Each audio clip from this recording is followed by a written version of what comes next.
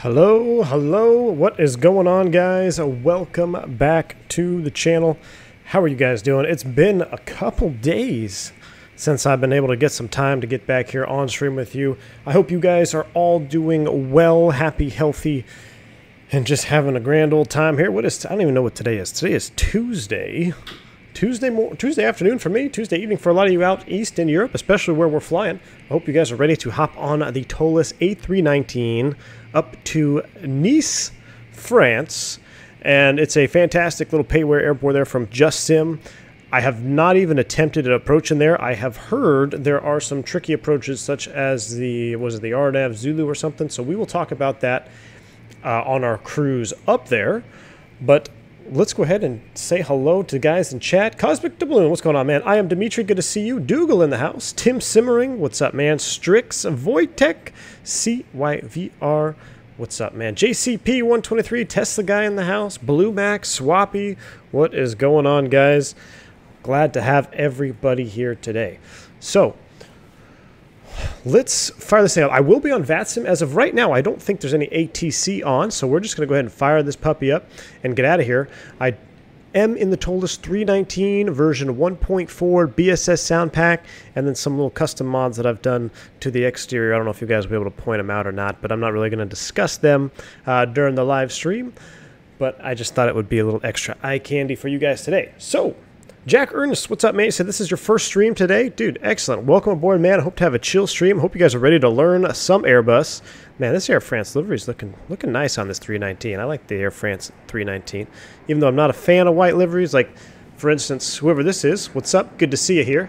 Transavia, all white versus Air France all white. I kind of like the Air France all white on this one. But that's also a Boeing, so shame on you, my friend. Nah, I'm just kidding. All right, let's hop in the cockpit here, guys. Let's go ahead and fire this thing up. We are completely cold and dark, so we're going to start from the beginning. I can't figure out how to connect the jet bridge. Time is 15:26. I've tried the... Well, maybe I do now. Let's see. Yeah.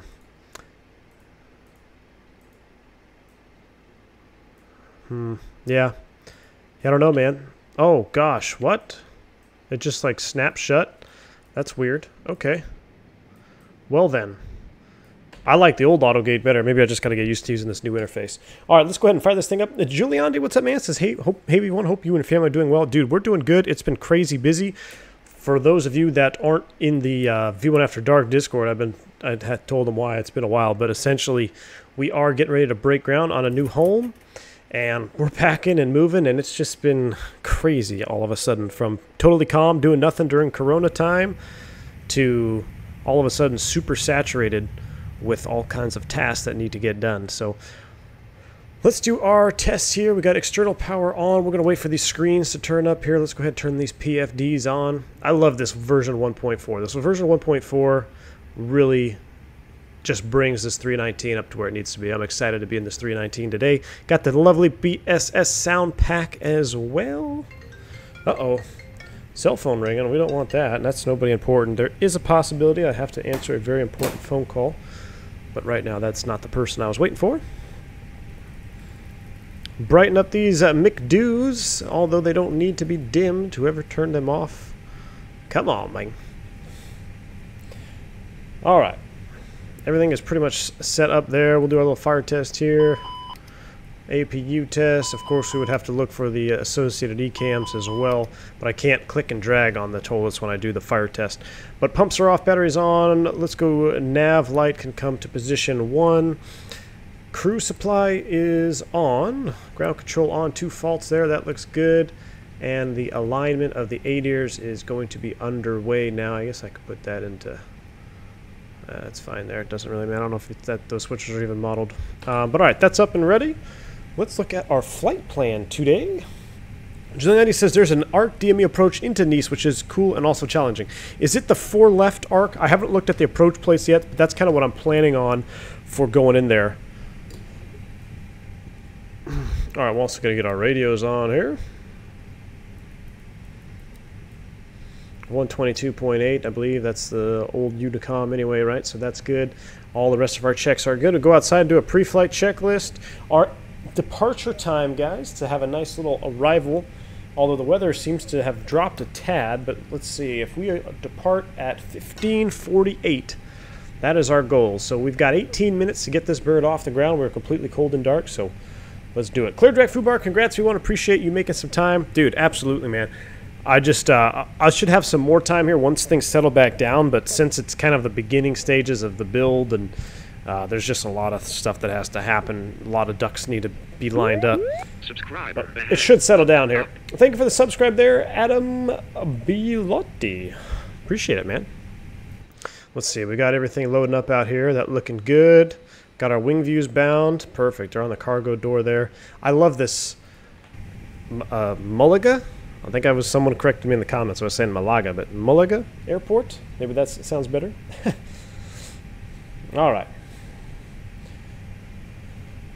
Let's pull up El Route here.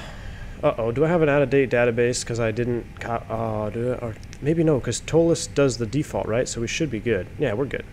We're good. All right. Here we go. We're going from LEMG to LFMN.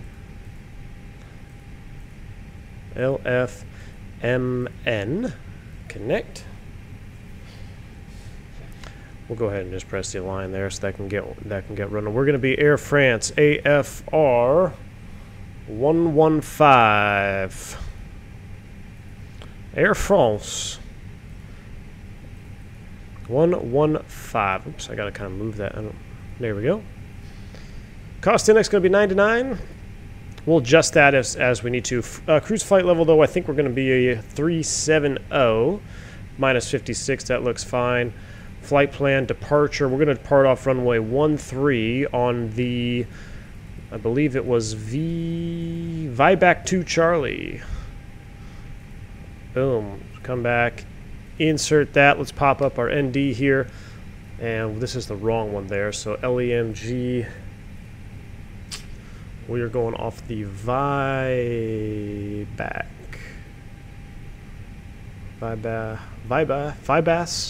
2 Charlie, I guess. Out to Vibas intersection. Let's see if that's there. Put that into plan mode. There we go. Kind of an arc departure up to Vibas. Beautiful. Giuliani says, I think it's the forward left. Kind of forgot. Yeah, we got some time en route. I also have some more fun questions for you guys in the cruise section.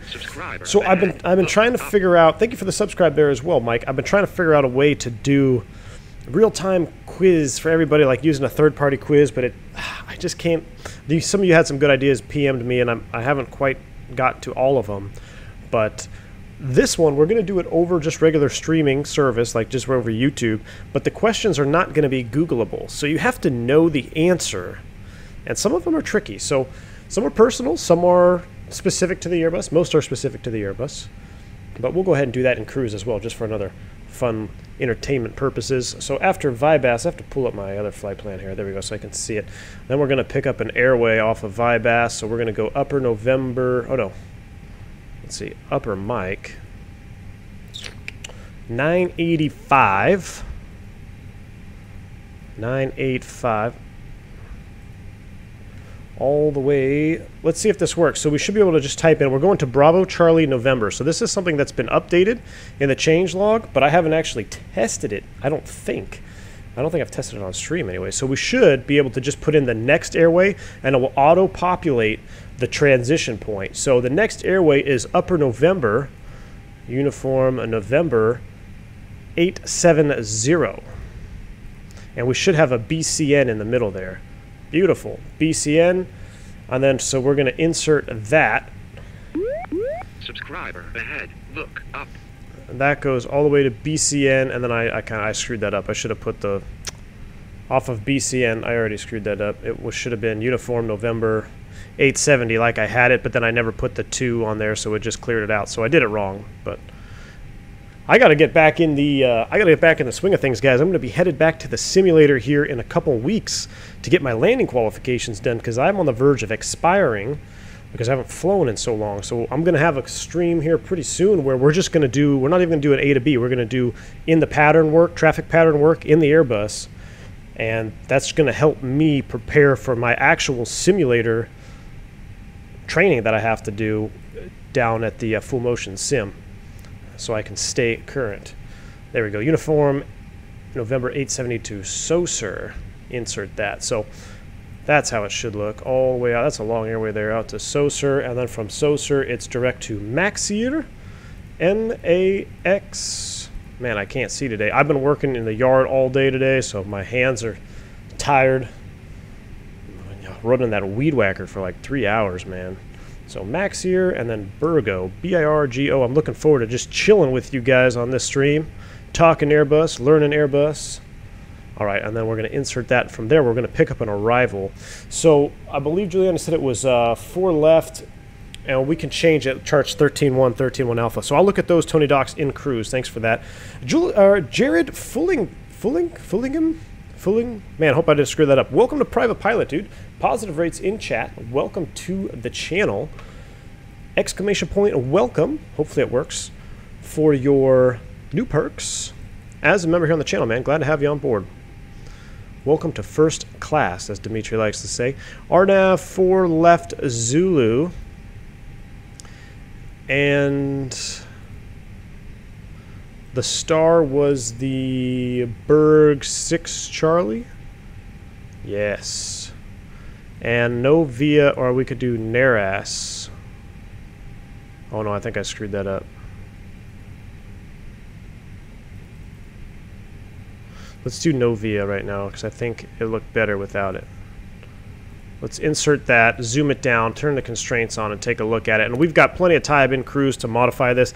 Plus, if ATC comes on, they might change our route a little bit. But let's see here.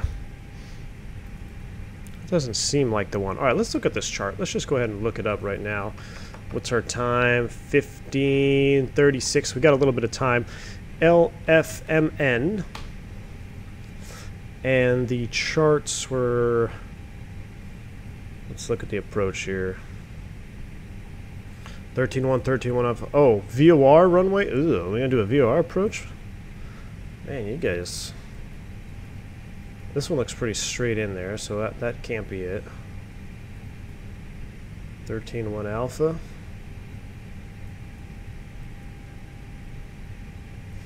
Interesting. So they want you to come in and just basically stay visual. Interesting. Let me load up the RNAV, and then once we get in cruise, I thought for some reason it was the RNAV that was more fun, but I don't even see that. Oh, that's the wrong airport. That's right. Let's see. RNAV. This is a final approach vector. You know what, we're going to just load up the RNAV right now, and we're going to change this en route. We'll look at this en route, because I don't know if ATC will come on and change it anyway. So we've got that set up in there. That looks good for now. We'll put that back into ARC mode.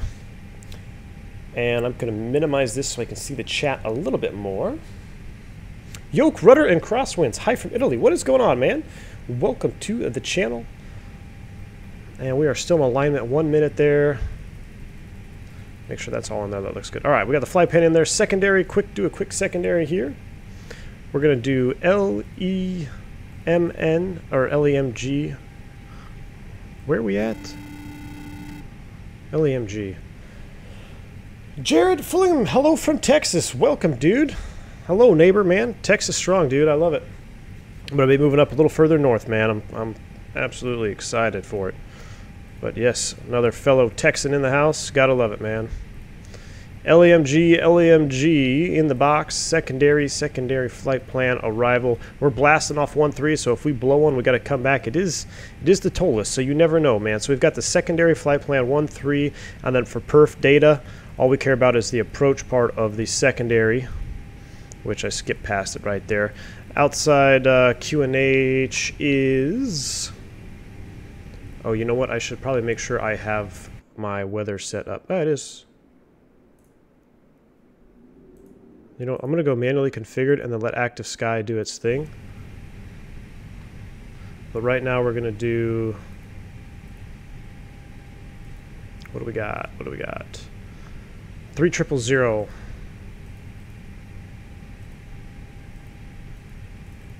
Which is, we have to be proper, right? So... 3000 in QNH, flip that over to 1016. Excellent, excellent. X-Plane 1972. What is up, man? Welcome to the stream. XP, guys, if you haven't already, check out XP 1972.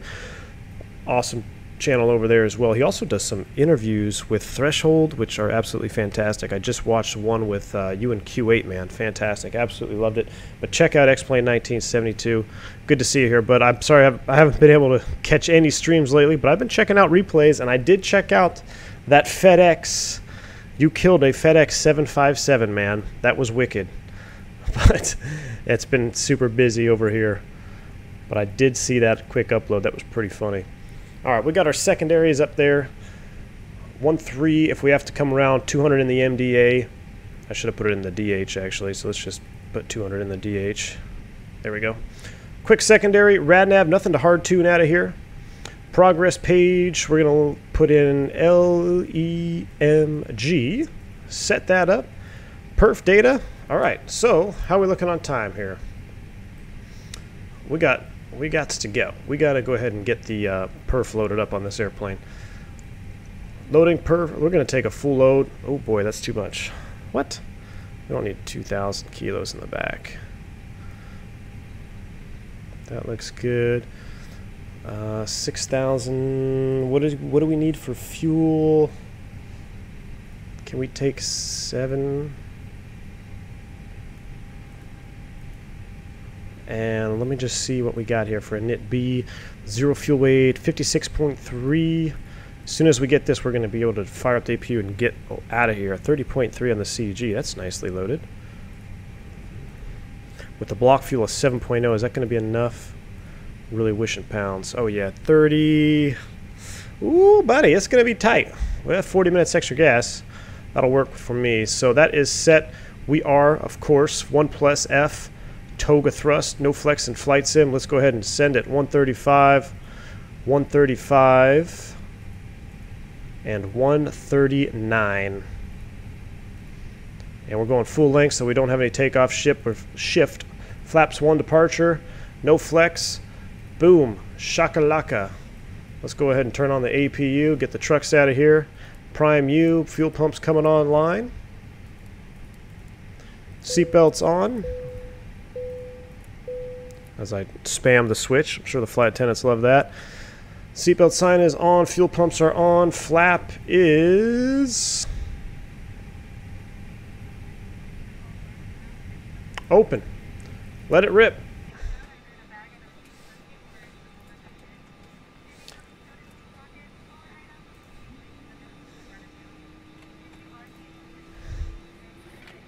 I can hear that APU firing up out there. Trucks are driving off now.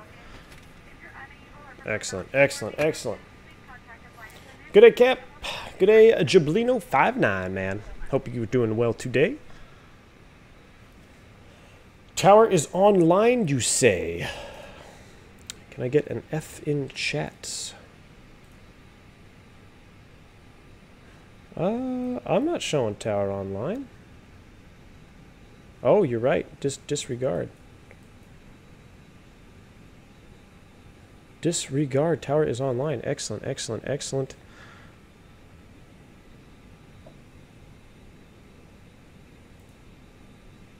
Alright, so tower is online. We will give them a call. Let's go ahead and start closing up the doors and getting all this stuff in line. So get rid of external power. APU bleed is on. Let's cool it just a tad. I feel like it's awfully quiet in here. Let me turn the volume up just a little bit. Let me know how that is for you guys. Jetway, I guess I have to disconnect it manually, which is kind of not cool. Oh no, close, close, close, close. Close them up.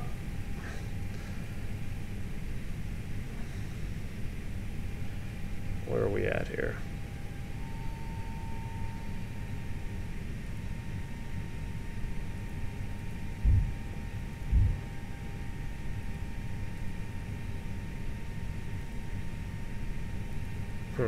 I don't know how to work this freaking AutoGate thing. I like the other one, man. It was so much easier. You just pull up, Jetway connects on the beacon. Now you got all this nonsense. I'm going to have to look into figure that one out. Contact tower for clearance. It came online a few minutes ago. We will give them a holla right now. So LEMG 10-9, they're probably, oh man, I'm probably going to have to redo my flight plan. We'll see here. Shouldn't I call clearance? But I guess we'll just call tower since you guys say it's top down, right? So 1815. We'll use 13 because that's where we want to go off of. So we'll just call 1815. Let them know what they got to say. This is good practice for me, though, I swear. I haven't talked to an air traffic controller in real life in almost 90 days. It'll be 90 days here in another week or two. It's absolutely nuts. So this is really good practice for me. Hello, tower. Good afternoon, Air France 115. I'd like to pick up IFR clearance to Nice.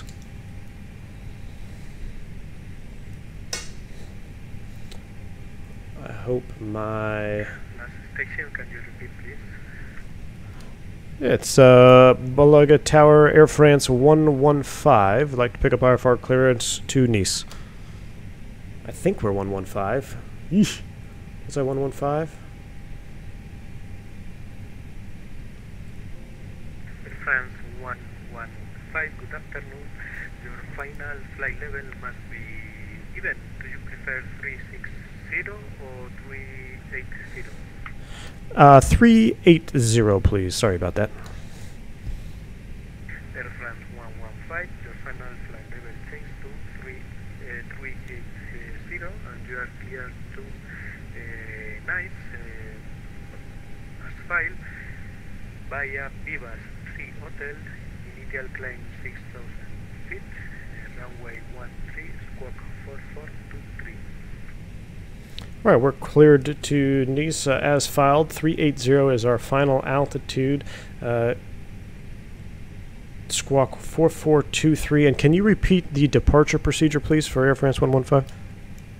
Yes, Air France 115, standard departure, Vivas 3 Hotel. All right, Vivas 3 Hotel, Air France 115. Thank you. Air France 115, reback correct. All right, so he said Vivas 3 Hotel, which, hey, that's what we loaded. So 3 Hotel, I said 2 Charlie. What's the difference between 2 Charlie and 3 Hotel? 2 Charlie, 3 Hotel, then turn left, then turn right. Oh, so yeah, we want to go left, not right. So let's see if we can do a quick change here. Departure, arrow right, 2, well, won't let me arrow right, huh? All right, so I'll scroll down. Viva 3 Hotel, insert that, and let's make sure that our didn't have any changes here. Go back into plan mode. This is good practice here, last minute like this. Perfect. And then he said top altitude 6,000, so we're going to scroll in 6,000 feet, and our squawk code is 4423. Guys, sorry I'm ignoring you in chat, but just want to get this bird off the gate here. 4423. Transponder is well, I'll put it into, I don't know, do they need it in TARA for VATSIM? I'll put it in TARA. In real life, we would put it into transponder mode only. But I know Pilot Edge requires it TARA. I'd rather have him see me than not see me. So we've got that set 6,000 feet. We need a push. I guess we can call him for push. And Malaga Tower, Air France 115, request push and start off of gate 23.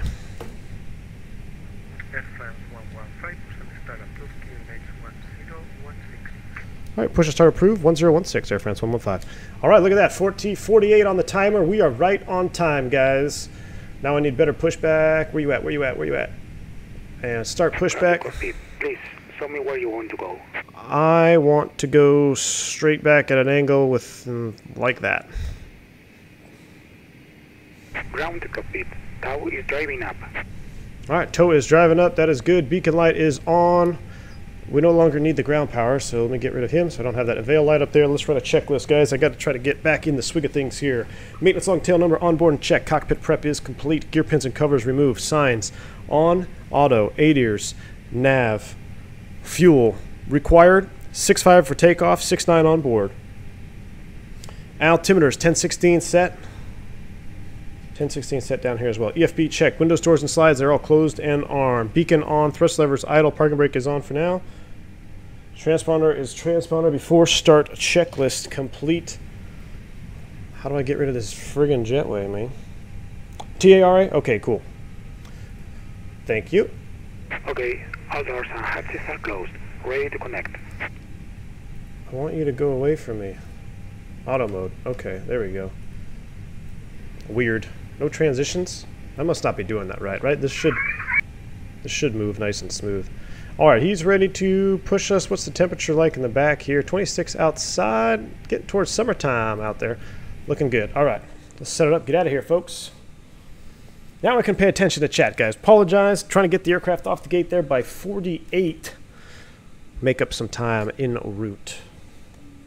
TARA on entering the runway for VATSIM can leave it on standby unless the ATIS says otherwise. For example, Lisbon, you must be on TARA. Okay, so kind of like large airports, they want to see you on the ground, TARA. And bypass being inserted. Release parking brake.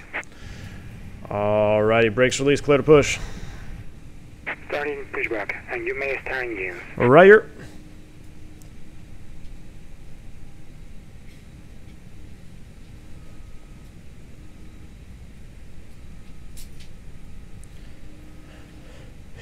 In the U.S., it's Mode C at international airports. Yeah, Squawk Mode Charlie, man. I remember when that started becoming a thing, when it was, you know, Squawk Altitude or Squawk Mode C on the ground. Well, but you the controllers don't want to see your altitude on the ground, so you put it into a different mode so they don't see it, just declutters their screen. Good afternoon, Air France 245. Ooh, Air France 245. That sounds like Mr. Geo himself. Where you at, 245? Where you at? Alright, we're going to fire him up here. We're behind. Not behind, but we are right on time. So we've got bleed pressure. Let's turn it over. Did I buy the Copenhagen Fly Tampa? No, I have not yet, man.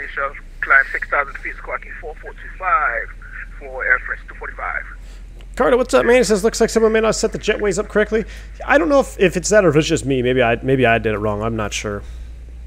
I haven't. Once it was this airport that I downloaded that required me to install the updated version of SAM, and I didn't want to because the old version of SAM for me was perfect. Any airport I went into, as soon as you shut down, jetway connects. As soon as you release the parking brake, jetway disconnected. And then I had to update to this version, and I've had issues. I don't know. It's probably realistically, it's probably on my end. It's probably I'm probably doing something wrong. How do you handle higher bank angles correctly in the bus? Operation complete. Set parking brake. All right, brake set. Clear to disconnect. Disconnecting tow. Stand by. Roger. We're starting up number 2. Higher bank angles. Well, you don't really want to go past 30 degrees angle bank if you can help it in passenger operation. 30-degree angle of bank in a jet liner, in an airliner, is getting up there. I am definitely an IAE fan. Unfortunately, there's not many European airlines that run the IAEs. Air France, I'm looking at pictures, mostly CFMs. A lot of CFMs. Christian, what's up, man? It says, hey, V1, hope you're well. Glad to see you in the 319. It's my favorite bird next plane. Made even better since the update. Totally agree with you, dude. Also, get those likes in to help the amazing streamer. Yeah, appreciate it. Yeah, guys, if you haven't already, hit that like button, please. Helps me out, helps the channel grow. We'll see you next time and have a safe flight. All right, thank you for the smooth push, sir. We'll see you next time. Flaps 1 from back here so we can see it.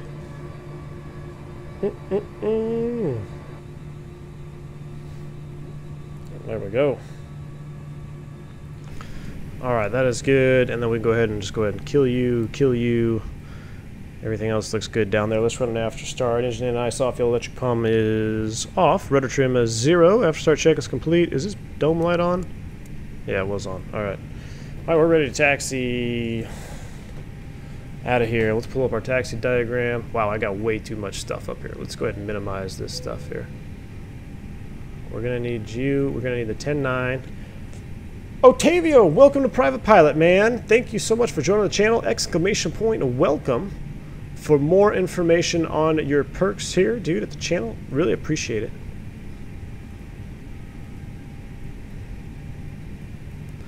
All right, so I'm gonna guess he's gonna give us Romeo 5 Bravo Alpha, or maybe Alpha, to this this crazy thing here. Wow. Let's see what he says. And Malaga Tower, Air France 115, ready, taxi. Air France 115, taxi to holding point, runway 13, via Golf 5 and Alpha. Did he say Golf 5? Just to confirm, you said Romeo 5 Alpha to holding point 13? Yes, it's correct. Golf 5 and Alpha to holding point runway 13. Okay, he's saying Golf 5? There's got to be an inset chart for this here. Let's look at that up. I should have looked at this before I called him, really.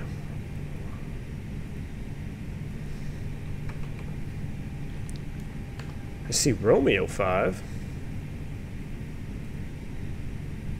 Airport briefing. Ah, it's Golf 5 on this chart. 115 prefers can be Golf 6. It's all gates in front of you. No, we can take yeah, we'll take Golf 6 for Air France 115. Thanks, sir. All right, Golf 6. Golf 6 approved and Alpha to holding point 13, Air France 115. All right, Golf 6, holding point 13, Air France 115. Thanks, sir. All right, Golf 6, which is out here, so we're going to make a slight right turn. Alpha, holding point 13, which, or holding point 3. I'm assuming it's right here. We'll stop up there. Hopefully he'll change. The taxiing in Europe, man, is nuts. Your ramps have a lot of different, I don't know, they're just laid out very differently. And we don't use, here in the States, we don't use the term holding point.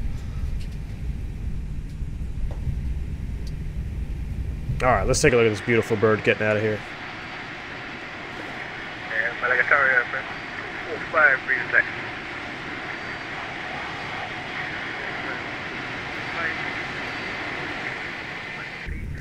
Via Golf 6. So Geo should be coming out of Golf 6. Golf 7. Where are you at, Geo? I wonder if there's a sync issue, perhaps, with X-Pilot. Taxi to holding point 13, Golf 7 and Alpha follow company Air France 245. All right, let's go ahead and do our flight controls while we're out of here. Full up, full down, neutral, full left, full right, neutral. Oh, I forgot my tiller is on the, that's so weird. Full left, full right, neutral. I'm using the honeycomb yoke as my tiller. It's just, it's mind-boggling. All right, FO does his stuff. Auto brakes max, takeoff config checked. On auto, should go system 1. Can I go? There we go. TARA is up there. Everything else looks good. Cabin call. Let's run it. Before takeoff, gross weight comparison is complete. Pitch trim. What did we have today? I didn't even check that. I should have. We were doing flaps 1 Toga down 0.3, so virtually nothing. That should be good. Pitch trim 0.3%, CG set, V1, VR, V2, flex. What do we got? 35, 35, 39, no flex. Flaps, config, 1+F, checked. Flight instruments are checked. Flight controls checked, ECAM memo, takeoff all green, ECAM status checked, PWS is on, TCAS, code set, TRA, cabin crew advised, mini brief is complete. Takeoff runway, we're going to 13 confirm. Fuel required for takeoff, 65, 69 on board. Let's see, engine mode selector is normal. Bleeds and packs are set. For takeoff checklist complete. We're rolling. We are rolling. Hey V1, what's your favorite airplane? Jack, I would say Civilian 727 is my favorite airplane. Now, one to fly is obviously the Airbus, just because I'm a little partial to the Airbus. I think I would really struggle getting into a Boeing, man. Being spoiled on the Airbus, it's tough. Alright, we should probably take a look at this departure real quick here as well. So we're going to be blasting off here, left turn at 11 DME from Malaga. So I might even hard tune that. Let's go ahead and put MLG in there, make it big. So I've got that hard tuned on there, so I have my DME here referenced just in case something goes wrong. Alright, and then it's pretty much a straight shot out. He gave me a 6,000, so we're just going to stop at 6,000 even though the chart says 10. Holding points 13, 17. I mean, I'm assuming I'm just going to stop here. See what he says. Tony Dox, what's up? Says, have you seen the new Airbus throttle handle for the Bravo throttles? Yes, I have. Got my Bravo on pre-order and really want those handles too now. Tony Dox, yeah, man, I think they're gonna be pretty cool. I haven't pre-ordered them yet. I don't know if I've got room for the setup right now, and that they are pricey. So we'll see what happens here, and especially if I'm gonna be moving, I don't want to. Oh, there goes somebody right there. I don't know. Is that you, Geo? That might be Geo taking off. I don't want to get something that's going to not fit on my desk. But I think I might have to make an exception because that would be pretty cool. I think it's at holding point Alpha 3, right? So we'll stop at Alpha 3.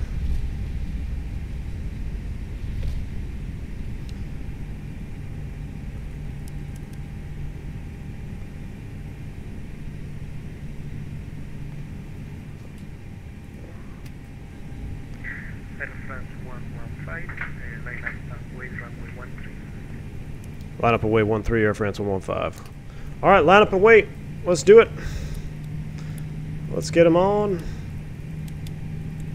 Actually, we have ATC, so I'm going to just do this right. I'm going to extend these.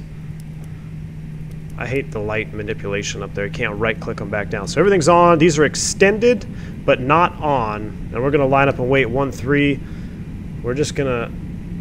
This is where I would have to understand the procedure at the airport because I want to go full length, right? So I should be able to go all the way around. I don't know. We're going to just go right over here, but I guess this is full length because there looks like there's some kind of displaced threshold there. Oh, that's right. I got to use my yoke to make the turn. So bizarre.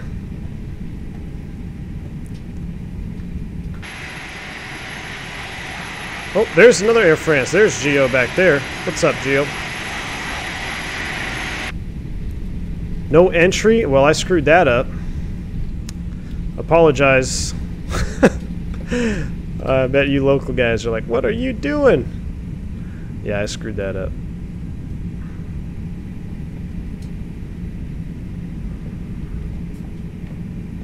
Not a bad lineup there, though.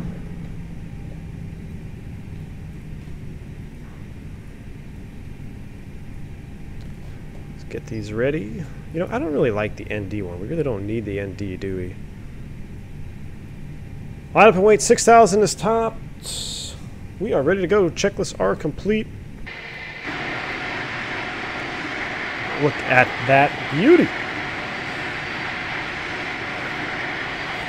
Tony Doc says, yeah, early birthday treat for me. Heck yeah, man. Dude, they look really nice.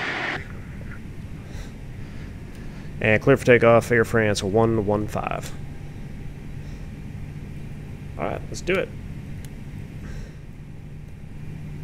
Stand them up, 50%. Stable, nose forward on the stick.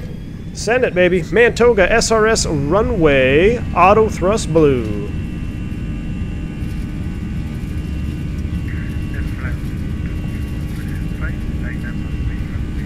Gosh, that scared me. 80 knots thrust set.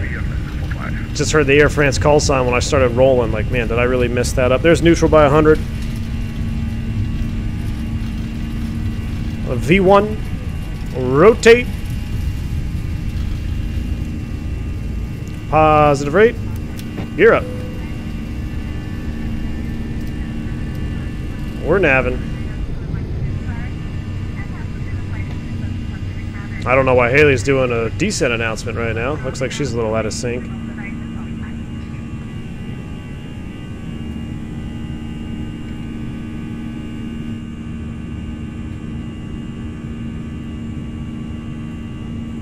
Look at that shot. Man. Quick flyby view here before we do a throttle reduction, thrust reduction. Ugh, I even said throttle.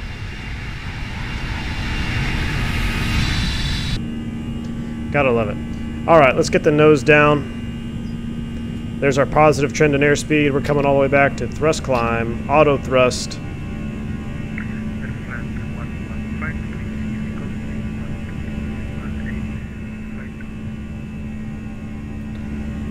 And I'm sorry, their volume was a little off. Could you just repeat for Air France 115?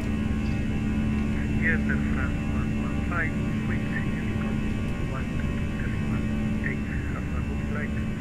quick, over to Unicom 122.8. Thank you, sir, for your service. All right, 122.8. We're on it. So we're pretty much good to go. Let's go ahead and spin it all the way up. We're going to 370, or I'm sorry, 380. Goodbye, Spain. Miss Jungles just made it for takeoff. Have a great flight, Mrs. Jungles. Thank you so much for tuning in tonight. Tell Mr. Jungles I said hello.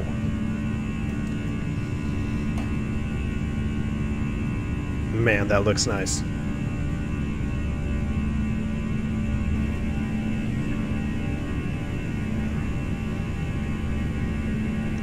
Be nicer if we could actually fly the departure procedure like we're supposed to. Got a nice little turn coming up here.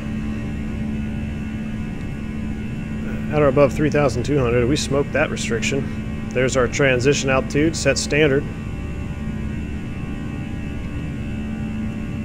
I think I might have to, those engines a little loud, we might have to turn it down. Just a wee bit. Here comes S speed. It's going to be right in the turn, actually.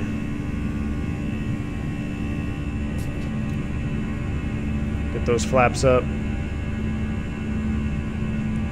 Little pitch change there. Now, in the real Airbus, there is, even though it is fly-by-wire, you will notice slight pitch changes when you are retracting or extending the flaps. Even though, yes, in theory, the fly-by-wire is going to keep you at the exact same pitch, and or I guess I should say AOA that you left it at. So it will attempt to change when you manipulate the control surfaces like the flaps, but you will sometimes have to nudge forward a little bit. That is totally normal. Here comes the turn. Here we go.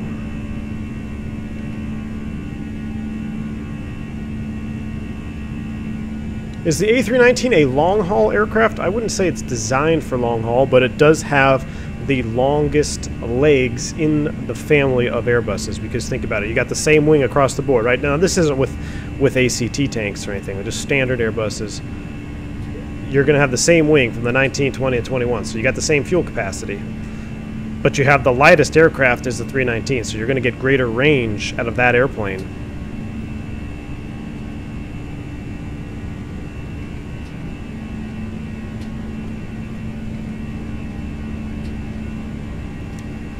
Alright, we'll make this turn here. Let's do a flyby shot. I'm completely hands off the stick. There's 10,000. I gotta get my lights off. Dimitri says, based on the chrono, you're not gonna get paid for this flight. Ah, that's gonna be a question for in cruise. Chrono started. But you just remind me, I'm gonna have to jot that one down. Man, the autopilot kind of misled us on that turn there. I feel like my active sky didn't load. No, it is. It's manually configured. Should go back. I just want to make sure my active sky is indeed importing weather to the sim. We'll go ahead and turn that on because I'm all over the place anyway. Oh, that's a strobe light. Didn't mean to do that. Wing light can come off. I mean, look how out of practice I am. I'm turning off strobe lights, turning on landing lights. All kinds of weird stuff. Alright, our lights are off. We're at 10,000 feet. 12 climbing 380. That looks good. Have another flyby shot here.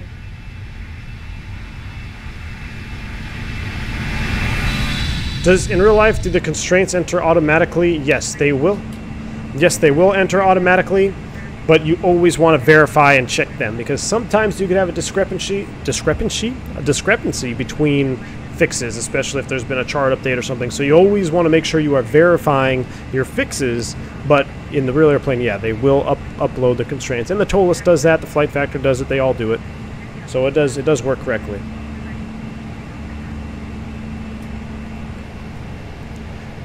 Alright, since we don't have ATC anymore, I'm going to go ahead and select speed. 290 for right now, so it's not super loud.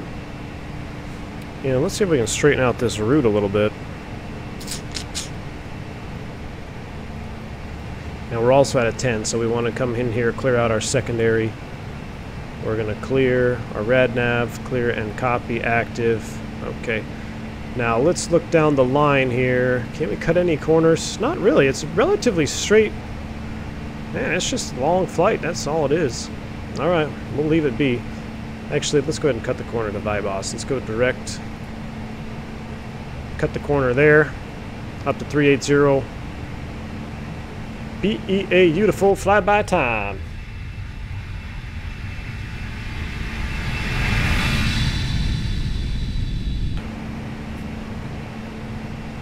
Pure juice, Christian. I agree, my friend. I agree. In the X-Pilot settings, make sure that weather reload is set to never reload. I think that might be your issue. Let me take a look.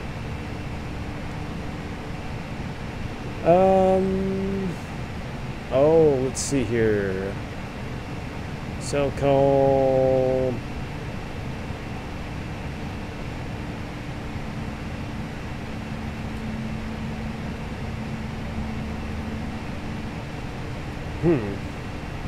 I don't know if it is indeed working, because I think I might be connected. Let me look at the weather map in active sky, make sure. Well, let's see. I might just go real weather up and cruise anyway. Let's just see what happens here. Let's go, because yeah, it should say manual from custom METAR file, right? This might totally change the airplane here. Let's see what happens. A little bit more hazy. Alright, there's 18.7. Looks like it's going to be a smooth flight. We'll get that seatbelt sign off. I'm going to turn down the interior sounds on the Sound 3D panel here. We're going to come back to 60 and 60. And we'll turn down the, is it environment? That's the air? No, I think it's weather. Yeah, we'll turn down that wind noise just a tad. 60 and 50 on the sounds. I think that should be a little bit better for you guys on the ears. Perfect. Coming over here. No ortho over here, unfortunately. Just could not get the UHD downloaded in time. Been super busy. Giuliani says, according to Jeppesen chart of LFMN, the ARC DME approach is ILS localizer 4 left. I don't know if it's applicable with your route to perform the DME ARC. Let's take a look at that, because I do want to make sure we do the right approach going into Nice. So let's take a look at that. LFMN, and its approach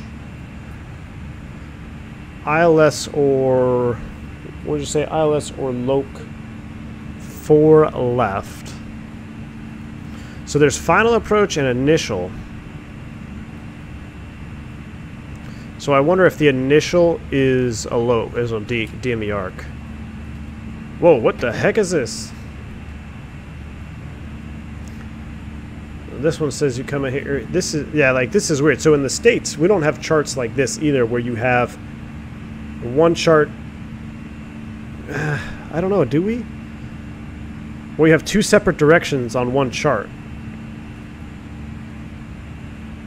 In most of the time, I'm going to say most of the time, not 100% sure, but most of the time, in North America anyway. South America's got some weird stuff too, but most of the time, like, this will be one arrival, and then this will be one arrival. You're not going to see multiple directions on one Jeppesen chart.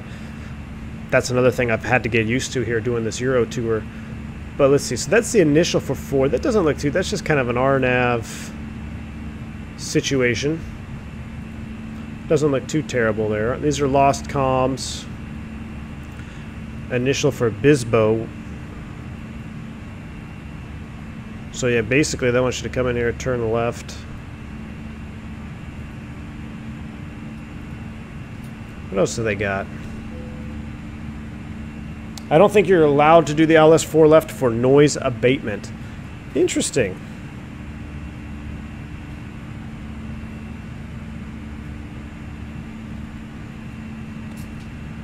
Simone says you need to set it to Custom METAR. All right, let's do that. Let's go here.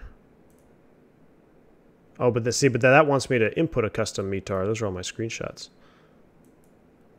Normally, it used to always, if I put it in manual and Active Sky is running, it will automatically switch it for me.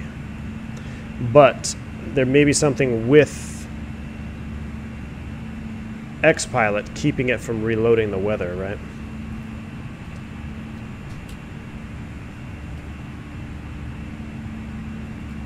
All right, let's go back to our charts here real quick. OT, welcome to Private Pilot, my friend.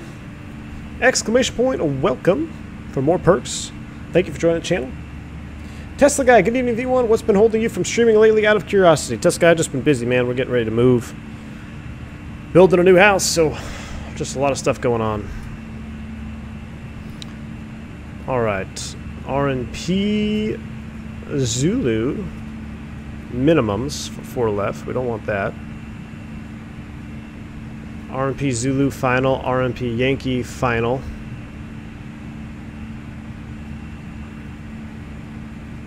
There's a lot. There's some weird. I mean, we might just end up doing a regular approach in here. I've had my fair share of circles.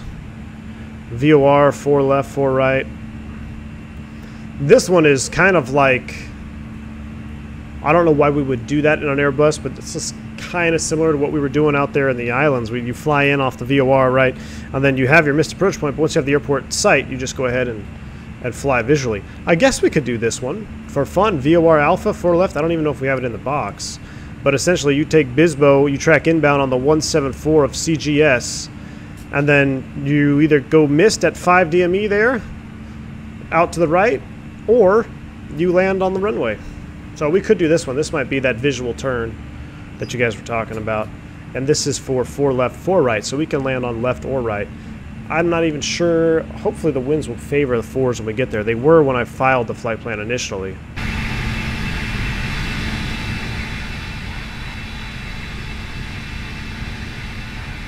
RNP Alpha, then VPT Alpha, says Carta. That's the one I use. RNP Alpha.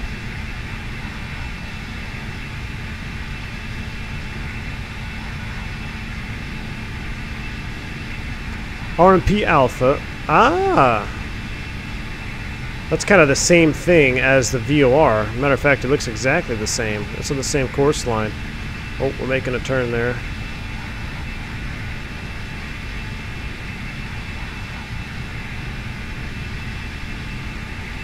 OT says, not sure why I haven't become a member until now. Better now than never, I guess. OT, thank you, man. Appreciate you becoming a member any time. And definitely appreciate your livery work that you've been doing, man. You've got some fantastic liveries. I know OT and Gerald McGinley doing some stuff. Oop, getting a ping there from the old ex-pilot. Uh-oh, Centeron, please contact me on 3375. 3375, we can do that. 33...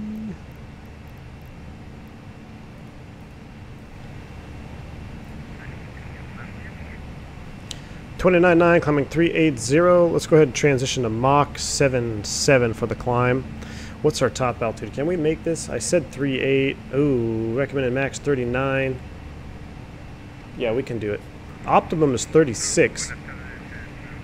Interesting. We're a 7.6 climb out. Keep her climbing.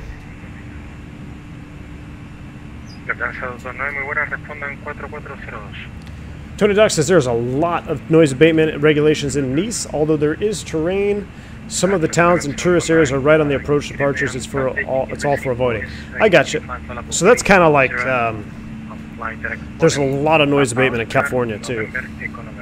Matter of fact, I have a good question. I'm going to add that to my questionnaire for the cruise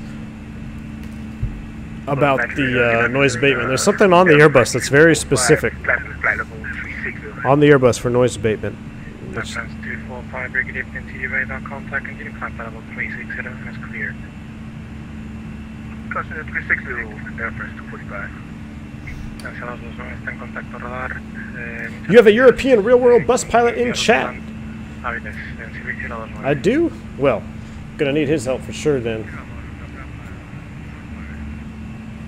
Es correcto. Esperen a Maca 2 Charlie. Le informo, estamos ahora mismo dando la pista 29 aproximadamente. Dimitri says, V1, check your DM Discord. Bag of goodies coming your way. All right. I love the bag of goodies, Dimitri. It's like Christmas every time I open up one of your DMs, my friend. All right, we got to call this guy. We're 31-4, climbing 3-8. Pues ningún problema, lo pensado 29. Esperen a Maca 2 Alfa, la 1-1.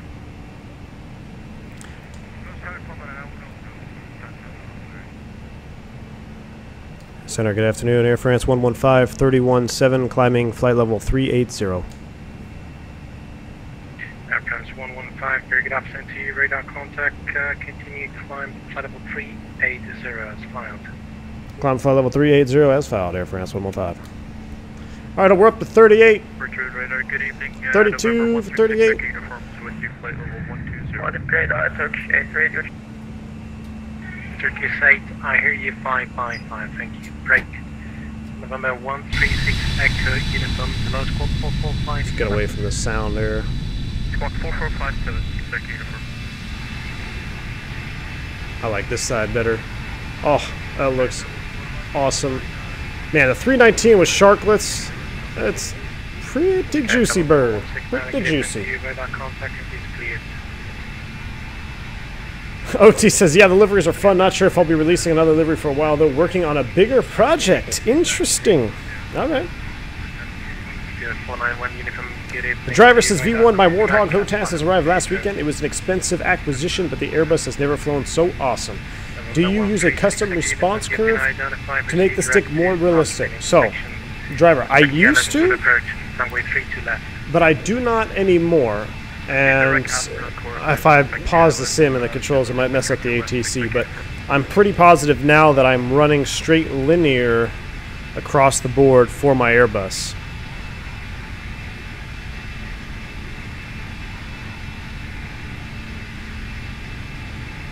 B, what's up? He says, do you think flying on the Toliss A319 you're getting more experience with the A320 family? Yeah, I mean, they're all the same, right? I mean, the 19, 20, 21. So the only differences are going to be your limitations and things like that we worry about real world. But as far as the cockpit setup and flying, pretty much all the same. Looks like we're getting some bumps there now a little bit. We might have to turn the seatbelt sign on. Either that or we're oscillating for some reason. Why would we be oscillating? 719 Madrid, can you hear me? I think we're getting a little bit of bumps. We'll turn that seatbelt sign back on, tell everybody to sit down. 719, thank you. You've been identified. Flying direct upon an intersection. Papa Oscar, November Echo November. Air Malta 594, requested descent, please. Noise abatement push button? No, not quite. Flight level 310. Flight level 310, Air Malta 5. Robert says, I didn't check all, but in this case, ARC looks better for me. Jealous you are able to hand correct them, but for saving lifetime, maybe not. Oh, I think you were talking to Dimitri. Tango, what's up, man? He says 320 Simpet is a European version of me. Is he? Nice. Well, welcome to the chat, my friend. 719, that's approved. You can leave. Giuliani says V1, it's confusing, right? I've taken a look again at the chart. It's on page 11.2 ILS Loc 4 left, lost comm. The DME ARC is inbound from LS. Well, hopefully we don't have to go in there lost comm. There may be ATC online by the time we get there, so we may just have to do it whatever they say. So the lost comm procedure, they have the ARC. Yeah. Oh, is that going back out?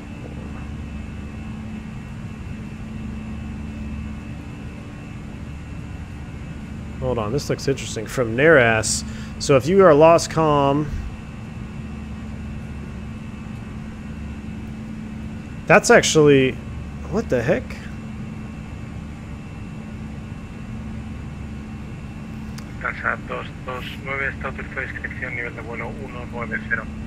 Look at this chart here. To Naras, at Naras turn left on 087 to join holding, so that's missed approach. So essentially you go miss, you hold at Naras, and then you come back and shoot the DME ARC. That's kind of what they would want you to do for lost comm. Yeah, I don't think we're gonna get that. We do have those, though. We do have lost comm specific charts. Some of them, not very many, though. Most of the time, we just follow the standard Avenue F.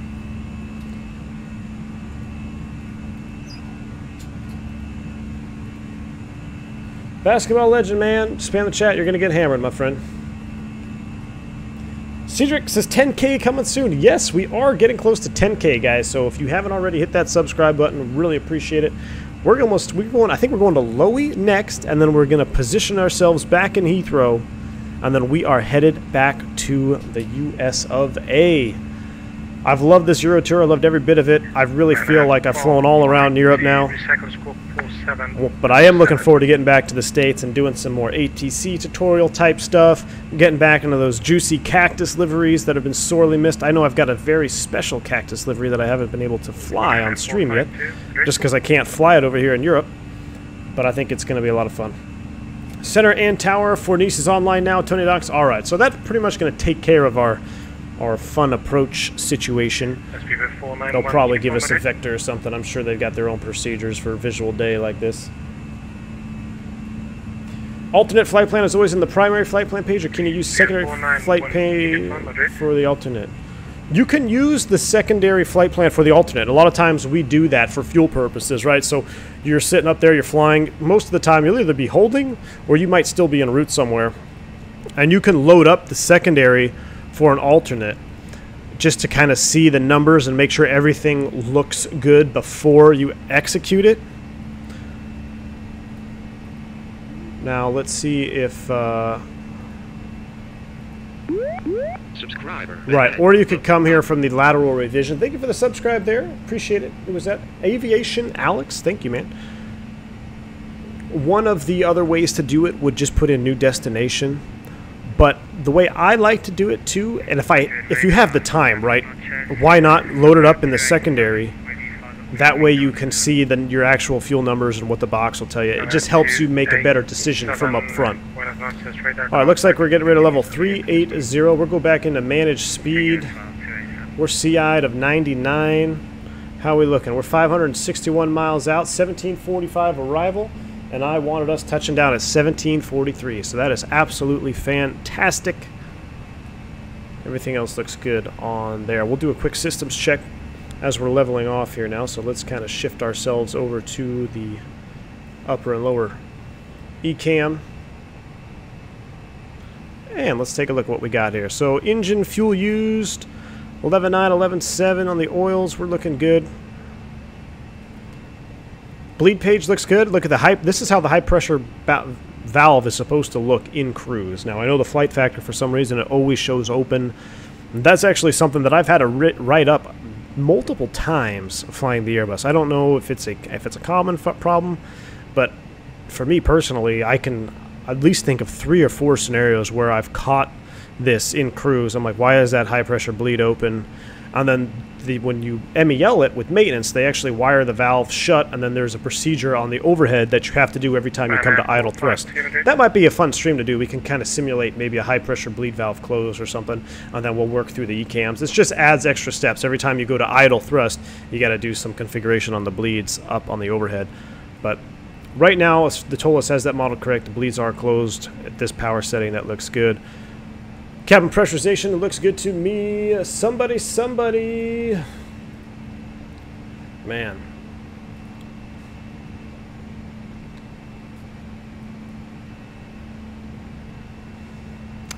Troll's out today, man. Interesting how that works out, huh? Alright, battery page. Electrics looks good. Batteries are disconnected from the system. Everything is powering its own. Gen 1 is on AC1. Gen 2 is on AC2. That looks good. Hydraulics, green across the board. Fuel page, only about 30 kilos off. That looks good. Getting a little bit chilly. Let's just come back to normal here. Back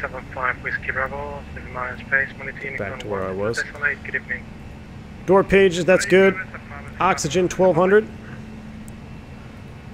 All right. Status checks are complete. We are cruising. Sit back on our engine view here. What is VOR? A VOR is a, oh boy, very high frequency omnidirectional range station. It's a way of tracking lateral navigation, but it is limited to line of sight and certain distances depending on the power of the VOR station. I think the worst accidents are the ones caused by attitude when pilots ignore instruments or crew members. What do you think? Jump and run, that's a good point. I think so too. In training, you talk about 5 hazardous attitudes to flight crews, and having an attitude of ignorance is one of the hazardous attitudes. So it definitely can cause 4 accidents. I mean, you look at Tenerife, you know, it's easy to Monday morning quarterback and speculate what happened there, but there was a lot of discussion about that KLM captain and his decision to take off when probably shouldn't have. Julian, what's up? Says a V1, or we could just do... Oh, I lost you up there. Or we could just do a straight landing then. It's weird enough, right? Yeah. I remember doing this arc from low-way, which is why it makes sense to do an approach from the eastbound. I gotcha. Oh, yeah, coming in from the eastbound, you might actually have to do that as well. Can you explain when to use track mode instead of heading? Always you say, give me the bird, I get confused. Give me the bird. So, generally speaking, yeah, it's give me the bird is for, I use it mostly for a kind of a vertical reference, right? Trying to see, you know, trying to see an estimated 3-degree path or just a nice wings level depending on the configuration of the airplane. It's just easier for me to read out, and I think that comes back from my Embraer flying, right? Because the Embraer flight director was pretty much like this right here, like the bird is during this flight. Now, track mode specifically, you got to be careful with track mode because let's say a departure says fly runway heading. If runway heading is 255 and you have a crosswind from the left and everybody else is flying heading 255 and their ground track is being pushed over, air traffic control already knows that. So they're accounting for that. But then if you go track mode, here comes an Airbus that is now not drifting over like everybody else was supposed to, like everybody else is drifting over. So it's kind of debatable. For the most part, we're going to use heading mode unless it's specified where you must track a specific course line. And it's hard to blanket statement that whole situation. But I'm just trying to say, for the most part in general, at least the flying that I see in North and South America, you really don't have a need for that track function. How long for top of descent? It should say right up on the top of the screen there, man. I can't read it from here. I got it minimized. Anti, what's up, man? Or Anti. Jeez. Ant Gibbs Spotter. Good evening, Captain. Nice to see you flying back into Mulliga. We actually left Mulliga and watching Willis working. Excellent, man. Big D says, I'm sorry, dude. Oh, we can talk about real world accidents. It's not a big deal. I just don't want to, you know, it's hard to, a lot of times some people may get offended by certain situations. Like when we talk about the KLM incident. From an objective standpoint, I think a lot of the responsibility falls on that flight crew in the KLM aircraft. But some people may take offense to that, saying, "Oh no, it's not KLM's fault. Pan Am should have, you know, done something different, whatever." But when you look back, and it's easy for us to all speculate because we weren't there, right? But when you look back and you look at the tapes and the tapes that we have, and it's still hard to decipher because they were blocking each other on the same frequency. So it's hard to just say, oh, it was this guy's fault, he's the reason for the accident. There is no one single thing that causes an accident for the most part. Typically, it's going to be a series of events that all lead up to a bad situation where an accident occurs. So we talk about the accident chain. It's a series of broken links till eventually one comes off. And you have to look at, anytime you're in a situation where you're thinking, wow, I kind of feel like a lot of things have gone wrong right now, that's when you need to stop and remove yourself kind of from the situation and look at the bigger picture and say, what's going on? Because if you don't, you could end up in an accident if you start to realize these little things happening one after the other. Talk about the Swiss cheese model. Swiss cheese model is where you take I don't know, you can say how many, 5 stacks of cheese, right, or 5 slices of cheese, they all have holes in them. If you line them all up, you're probably going to block the holes on all the slices except maybe 1 or 2. So that's the Swiss cheese model, right? You try to put as many layers up as you can so you don't have anything slip through. Simon says, hello, Captain. Thanks for your streamings. Thanks, man. Appreciate it. V1, when you land at your destination aircraft, do you request a stand to park at, or does ground assign you to a gate? Ground's going to give you a taxi clearance to your gate. Some airports will require you to say what is your gate upon landing, or sometimes even they'll even ask you on the arrival where you're parking. But you're going to know your gate, hopefully, before you even start down. We get an ACARS message early out saying your estimated gate is Bravo 5, it's open, or it's occupied, aircraft's going to depart at XX Zulu time.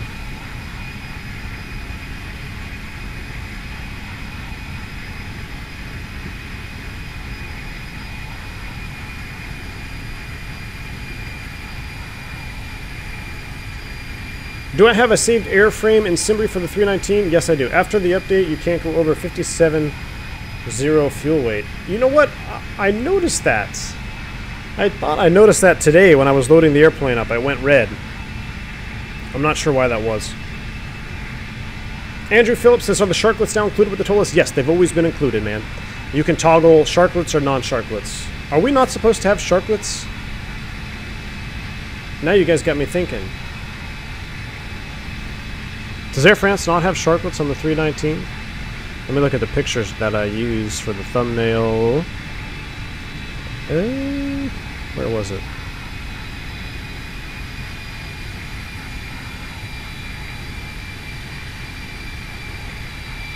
Oh yeah, they don't have sharklets. Look at that. Look how easy it is to change this. General settings. This might burn. I wonder if it's going to change my fuel at all. Subscriber ahead. Look up. No sharklets. There we go. Boom. Thank you for the subscribe, Mario. Appreciate it, man. Yeah, we were not supposed to have sharklets. Thanks for pointing that out.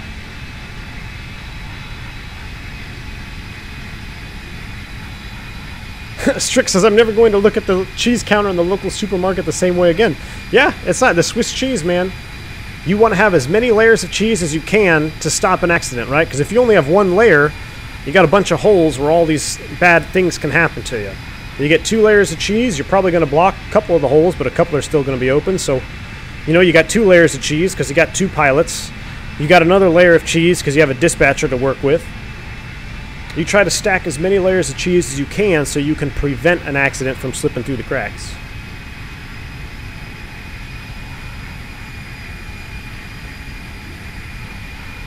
Have I ever flown internationally? Oh yeah, flight surgeon, definitely, man. I've flown pretty heavily into South America. I've done Canada, done the islands, the Caribbean, but no Europe flying. No narrow bodies for us go over to Europe. So I'm getting my Euro fix right now with you guys here. Looks good with the sharklets, don't change it. Sim Swimming says Air France got sharklets, some of their 320 only. Okay, so we'll rock. I like the sharklets, I do. I think it looks better. But we'll rock the 19 without the sharklets today. From an objective point of view, V1, which jet do you reckon is better to learn to fly right after flight school? 320 or 73? Hey, ideally you can go into something before you go into an airliner so you get more experience. But if you had to go straight out of flight school into an airliner, probably the Airbus, because that's what it was designed for. The Airbus was designed for low-time pilots to be able to fly an airplane. That was the kind of the methodology behind it, was we need something that can be easily manipulated and very safe for low-time pilots. In the States, we have very different rules on time requirements, at least now. Now, back in the day, you only had, 250 hours, I think, was what I think Europe is requiring. All right, have a good evening. Air France 115.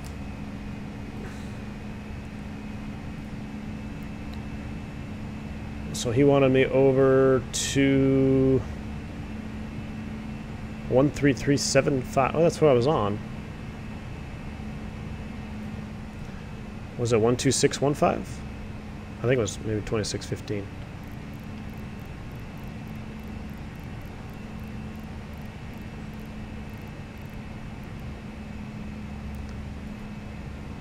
Set that. And let me see where my live map is. Let's take a look.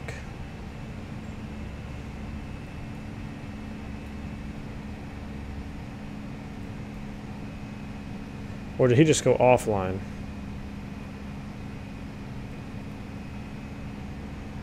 Well, according to my chart, he's gone offline, so 122.8.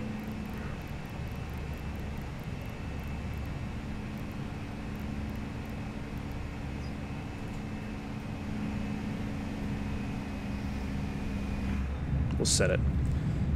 And we're going to be calling center on 2615 here in a little bit, so we'll rock that. Martin says the European flight's been awesome, very informative and entertaining. Thank you. Excellent, man. Glad you enjoyed them. Wait till all the carriers get the 321 XLR. We'll all be flying transatlantic narrow bodies. You have a point, man, because it's all about saving money, right? All about saving money. I know Delta's going to retire their 777s. This Corona thing has definitely changed it up. So, let's get into some questions that I have for you guys. Now, if you haven't already, refresh the stream so you're most up to date. Now, I know there is a latency bug. You know, if you're closer to me, you're probably going to hear it before someone who's farther away. However, these questions are not Googleable answers. You either have to have been around the channel for a little while, or you have to have picked up some information that I have told you guys or taught you guys here on stream. So, let's get it started. What airport did the Bourbon Did It emoji come from? What airport did the Bourbon Did It emoji originate? Where did we get that idea? And by the way, these are still for fun. I'm not quite going to be giving out free stuff just yet because I don't think it's quite fair, because some people will have different latencies. So I'm still trying. Once I find out a way to have a fair quiz, even if I got to use a third-party quiz program, then I'll be able to get prizes in there for you. But I want it to be fair, even if you have a different latency. So right now, these are just kind of for fun, non-Googleable.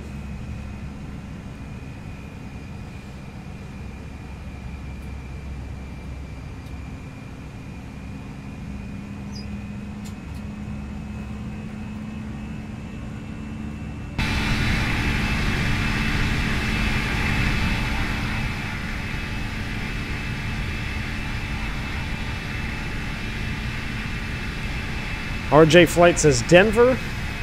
Incorrect. Incorrect. 3 incorrect answers. Dimitri and Ingo 423. So Ingo 423 is correct. Burbank, Phoenix. No, you got a lot of you guys said Denver. Why Denver? No, it was LaGuardia. Dimitri does not count. So the next answer was Ingo 423. Yes, correct. LaGuardia Airport was when the Bourbon Did It emoji originated. I had probably one or two too many during that stream. We ended up smashing it into LaGuardia, and then I just totally screwed up the parking job. I might have to find a snippet from that stream, and we ended up parking on like 3 different stands at the same time. Dimitri says, I'll put out of this V1. Nah, I mean, to be fair, I mean, if nobody gets it, Dimitri, you can fire away. I would let people answer. But it is LaGuardia. The Bourbon Did It emoji, where the parking disaster of was it last year? Of 2019. Parking disaster of 2019, man. Yeah, Strix, the recap on the Bourbon incident, so I just saw your comment. But yeah, essentially, I tried to park in LaGuardia, and I shut down... Let's see, I shut down the left... I don't know, I think I shut down the wrong engine. And then I was trying to turn into the dead engine, and I didn't have enough power to make the turn. Then I had too much power. And I basically parallel parked an A320 at a stand in LaGuardia Airport at night. So that's where that one originated from. Walter Kelly says, hello, Captain V1. I'm a 13-year-old boy, and I dream of becoming an airline pilot and dream of flying Airbuses and Boeings for Southwest or American Airlines if they are around. Walter Kelly, I sure hope they're still around, man. Stick with it. Don't stop dreaming. Don't stop dreaming, my friend. All right. Let's next question now. This one is not Googleable, but I'm looking for a specific here. And I'm just going to read it to you. What is the V1 preferred stable approach criteria or stable approach window? What did I teach you guys about the stable approach? Where do you have to be stable on any approach that you do? What is the window?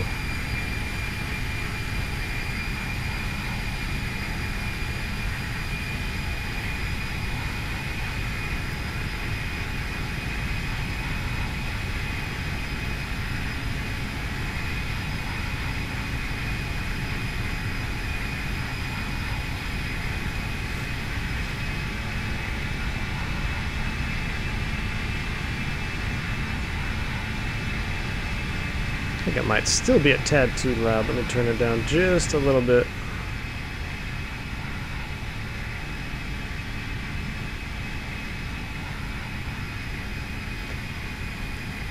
XP still hanging out. Excellent. Good to see you here, bud. Two of them came in very soon there. Correct. Tony Docs mistyped it. But the correct answer, you had to be specific. 180 knots, 2,000 feet, flaps 2. Tony Docs would have had it, but he said 2 feet instead of 2,000. Why are my engines spooling back? Let me make sure we're not overspeeding here. So technically, that was the incorrect answer. Pascal said 180 at 2,000 AGL, but you forgot the flaps 2. So Carta and Flying Guitarist Sam, Carta technically does not count because he is a mod, but he is correct. And shortly after he posted, Flying Guitarist was definitely right on his tail with 180 Kittis, which if I was being really particular, that could be incorrect. But 180 knots, I know what you meant. You guys forgot it. But excellent. Yes, 180 knots, flaps 2 at 2,000 feet. AGL, or it's hard to say AGL because that can be dependent on the airport that you're flying into. So the term I prefer is 2,000 feet above the touchdown zone.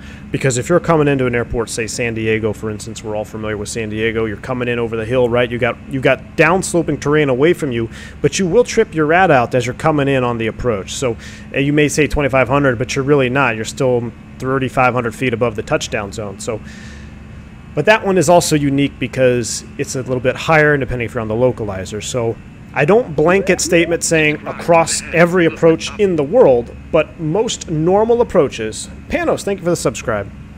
Yes, if you're at 2,000 feet, 180 knots, flaps 2 above the touchdown zone, or flaps 2,000 feet above the touchdown zone, you will always have enough time to configure and stabilize. Now, if you're on, going into London City or something crazy, no, you're going to have to configure early. But for the generic approach, that is the window. Very good, very good. All right, this is a good one. Somebody actually asked this question earlier in the stream, and I tried not to answer it because I knew I was going to ask it right now. And you just have to be brief, like a couple words. And you can even answer this question with one word. What is a caution to take when manually selecting indicated airspeed during climb? So I'm in a VNAV climb out, or I'm in a managed climb out, and I decide to select speed, and I want to select 300 knots indicated for climb out. What is something that you have to be cautious about?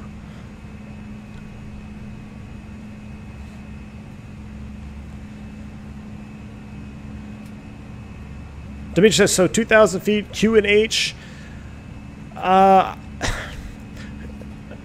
To be absolutely technically correct, Dimitri, I would keep it at 2,000 feet above touchdown zone because depending on, and I don't really have a good example of this, but airport elevations and stuff can be different. But if you know the touchdown zone elevation as published on the chart, 2,000 feet above that, it will be read off of your, you will read it off of your barrel, which you're saying, which is up here, right here. So yeah, 2,000 feet above touchdown zone is correct.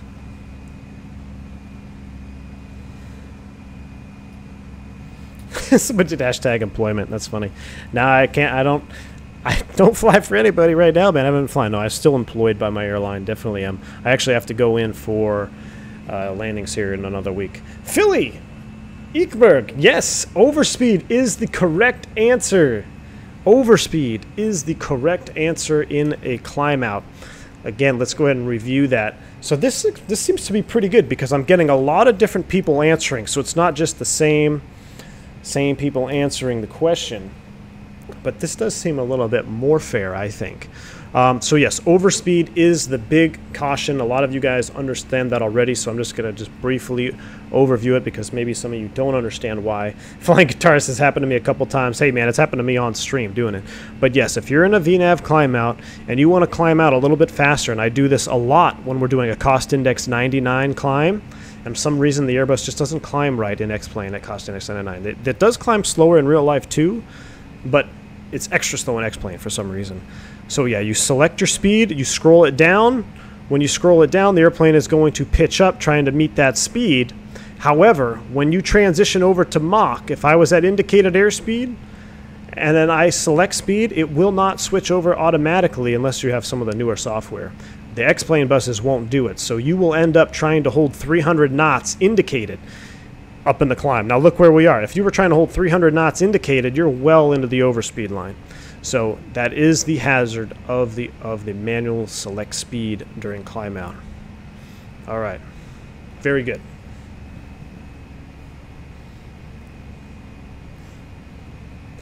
Gaming Ninja, what's going on? Welcome to the stream, dude. We're just hanging out. I'm asking a few questions I've been wanting to do. Wow, that was a really laggy transition over to the window view. I don't know what happened there. We're just doing some questions here. I'm trying to figure out, I would love to be able to ask questions and give away things such as mugs and gift cards to the X-Plane store, but I don't just want to ask Googleable questions because then it really comes down to who has the best internet and who's closest located to me streaming, because you're going to see and hear the question first. So by asking questions that are specific to this channel, I think it makes it a little bit more fair. All right. Selb says this latency is getting you. Yeah, I hear you, man. I am thinking of doing a third-party quiz. Like, just if I give you guys a link and then you'll be able to answer it, and then I will be able to see the answers. But I'm still working on that. All right, just a few more. As a matter of fact, let's check, see where we are here so we don't end up blowing past everything. 357, we got about 100 miles until we have to start prepping for our descent. So we're looking good here. All right. On a 4-day trip consisting of 2 and 3 legs a day, so you're flying for 4 days in a row and doing either 2 flights a day or 3 flights a day, which leg is the best leg to fly? On a 4-day trip with multiple legs, which is the best leg to fly? Tony Docs, the quiz app works, but I'm having a hard time creating a custom quiz. I might have just done it wrong. So I'm still looking into it, Tony Docs. I didn't have much time, so I was just checking it out today before the stream. But you do have the right idea with having a third-party quiz app. So I got to spend some more time on it, Tony Docs.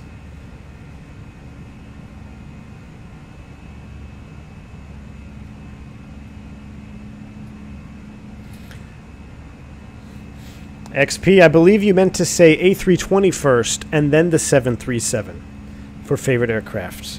Come on, my friend. You know the Airbus treats you right, dude.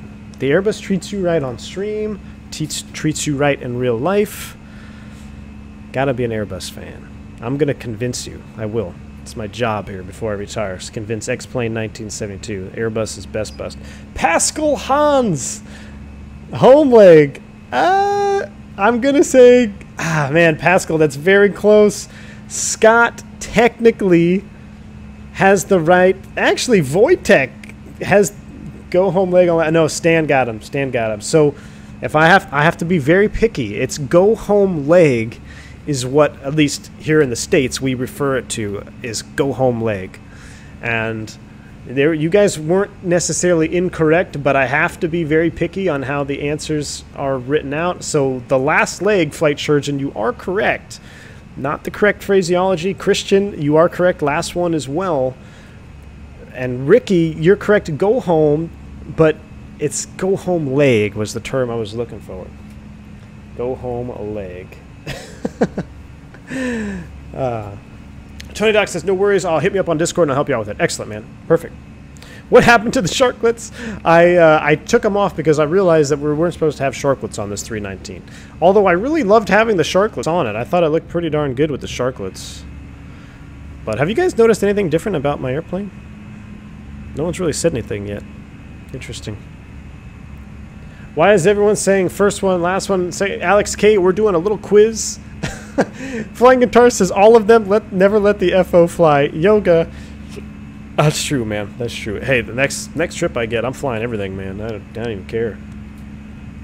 How does your visibility get low when at cruising altitude? Because I see everything clearly. Then at 40,000 feet, I use default weather. Any other plugin I have to use.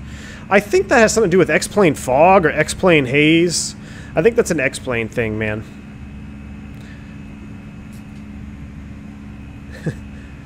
All right. Now, I've got another question. I don't know if this is a very, very specific question. I will be surprised if anybody gets this right. And if nobody has the answer, I might... Actually, let me just do a little... It has to do with the aircraft. So let me take a look around. I want to see if we can actually see something that I'm looking for here. Alright, so... Unfortunately, it's not necessarily modeled correctly, but I think I have mentioned this on stream before. It's going to be I'll be very surprised if someone gets this. All right. Ahim, Matavia Engines.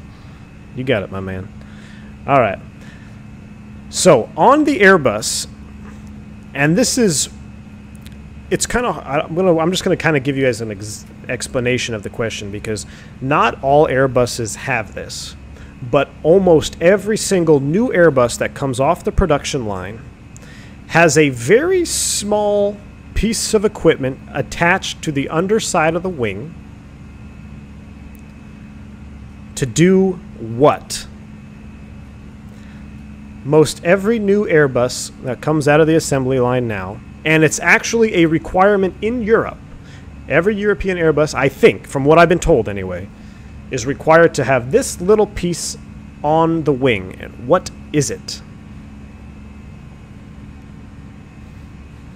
Alex K, yes, you can participate, my friend. Absolutely. John, you subbed. I'm sorry if I missed it, dude. Thank you for subbing to the channel, John. I appreciate it, man. Welcome.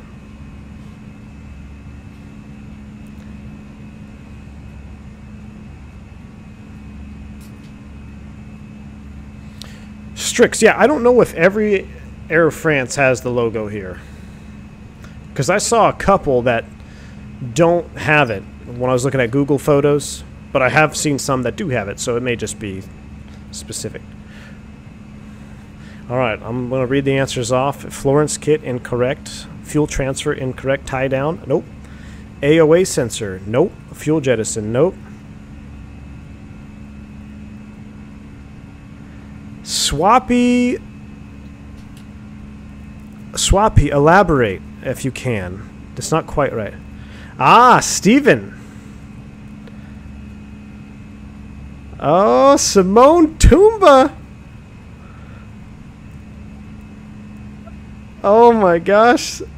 Yes, okay, so this is wing strike monitor and engine. Alright, so I'm gonna keep going. Gosh, Stephen Inacchio and Simone Toomba, you are very close With a it's not a vortex generator. A picture flipping Boeing the bird. Oh, Dimitri, I love it. Okay, so I'm gonna close the question. I think Simone, Tumba, and Steven are both correct. What they said, Steven said reduce a whistle noise, but that's not the full answer. Simone said reduce the noise from the fuel holes under the wing. Not yes and no. So let me get under the airplane here. This is pretty loud. Let me get under here. I might have to do this view here. Let's see. Can I even? I don't even know if I'll be able to get under here. All right. So hopefully we're not totally all going deaf right now. But on all the new Airbuses, and I believe they're required in Europe, this is an overboard vent hole for the Airbus. So if the fuel tank were for some reason to overpressurize or something, it would blow out right here, and it would allow fuel to depressurize so you don't structurally damage the wing, and then it would either drain out to this level, and then depending on the aircraft, you could have several. Like here's another one over here, right? So if this one blew out, you're going to lose a lot of fuel. But if this one blows out, you're only going to lose the wingtip fuel. And it's an overpressure, over vent hole, essentially. And in real life, there is a little white cross, so you can see and verify that it is centered and in the position. But what the part I was talking about is it's a little flap, and it's not necessarily a vortex generator, but it's literally a piece of metal, very thin, that they put right in front of the hole here. And what it does is it reduces the noise, a whistling noise, helps reduce the noise decibel in general of the aircraft taking off. So it is a noise reduction piece of equipment. And I mean, I say piece of equipment, it's literally a metal tab because it goes in front of the stream here. If you have an empty beer bottle and you blow over the top of it, it makes that whoo noise. Same kind of deal here with these holes. So what they require is that little flap to disrupt the airflow so it doesn't make that noise, and it helps reduce the overall decibel level of the Airbus. So that was a very tough question. I'm very impressed. Simone and Steven, you guys were on it, definitely. You guys were on it there for the answer. Very good. All right. I was going to ask another one. Now I forgot what it was. But let's go ahead and see where we are here. Do we need to contact anybody on X-Pilot? We are not quite to Nice Center. And let's take a look at we're 286 miles out, so we're still looking good. All right. So yeah, it was to reduce the noise of the fuel overboard hole, I guess is what you would call it. Awesome.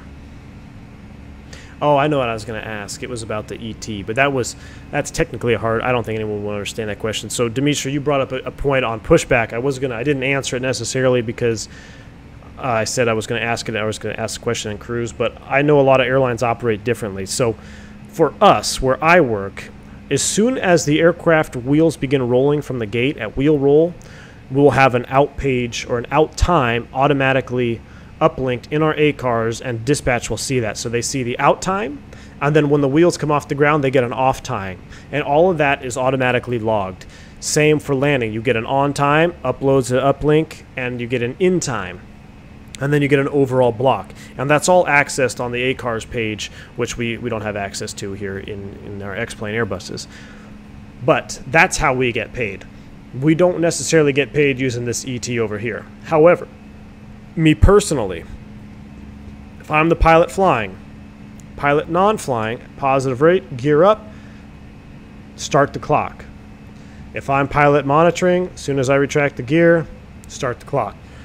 That way, let's say I have to hold or something, and I need to know, it helps me understand how long I've been airborne and how much fuel I've burned. So getting at a typical dispatch release, I'm going to say, okay, we have X amount of fuel on board. I'll say we have 3 hours of fuel on board this airplane, right? We're doing a 90-minute flight. So if we take off and weather starts getting bad, and I get, I want to know my fuel on board, and I look up here at the ET and it shows an hour and a half, I know I still have 90 minutes of fuel on board, roughly. Of course, I'd come over here and check, but I would roughly know I should have about 90 minutes of fuel left on board because I manually started this ET clock here from wheels up. Now, the other reason I start this clock is because if you do a Toga takeoff, you have to know there are limitations. Thank you for the subscribe, Itchbins. Appreciate it. If you do a Toga takeoff, you either start this one, and I also start this chrono here because it has a second timer. There are limitations to maximum thrust on the airplane, depending on which variant of engine you're operating. They're all a little bit different. So you have to know how long you've been in Toga. Because let's say we do a Toga takeoff, and then we blow an engine. But we need to keep Toga thrust in there for terrain clearance, right? I have to walk that fine line of keeping the Toga thrust applied, but also not overgoing my limitation or overdoing the limitation of that engine being at Toga thrust, because now I can run the risk of blowing the only good engine. So it's very important, especially when you do a Toga takeoff, and I should get in the habit of doing it here on the stream with you guys, because I've kind of just gone lax and kind of gone into sim mode since I've been flying X-Plane pretty much exclusively now. I haven't been flying real life in quite a while. But I need to get back into that habit of just starting this clock here because it is important, especially when you do that Toga takeoff. So, not necessarily get paid here by this ET. I don't know if some airlines do. I know there's some airlines that don't even have ACARs. So, yes, then they would need to do their own ET time and do their own block and out time. And when I flew cargo, that's how I did it. You blocked out, checked the clock, and write it down, and you wrote it down on the flight log page that you were keeping. So, and then that stays in the airplane. That's the aircraft log timer and all that stuff. They run maintenance checks off of that time and the run time on the engine. So that's why I didn't want to ask that one, because it's kind of weird. It's very dependent on where you fly and who you fly for, how they track flight time for getting paid or not getting paid. All right. Do I have a favorite 320 aircraft to fly? I like flying the 321 just because it's big, and if I'm in turbulence, I know it just rides better. But if I'm going in somewhere tight, or I know the weather is going to be crap, as in we might have to climb above some stuff or deviate, I don't know. I feel like the 319 is the tank when it comes to that stuff. The 321 rides better, but you can't go as high most of the time, depending on your loadout. So I would say it's a cross between the 19 and the 21. On any given day, if it's just a regular VFR day, I'll take the 321 because it's a bigger airplane, it's fun to fly, it just feels like a Cadillac, right? But if I'm going somewhere with a small airport, San Diego, Burbank, maybe high-density altitude stuff, like Denver or Vegas in the summertime, 319 is a little bit more fun, and you don't have to worry about brakes as much.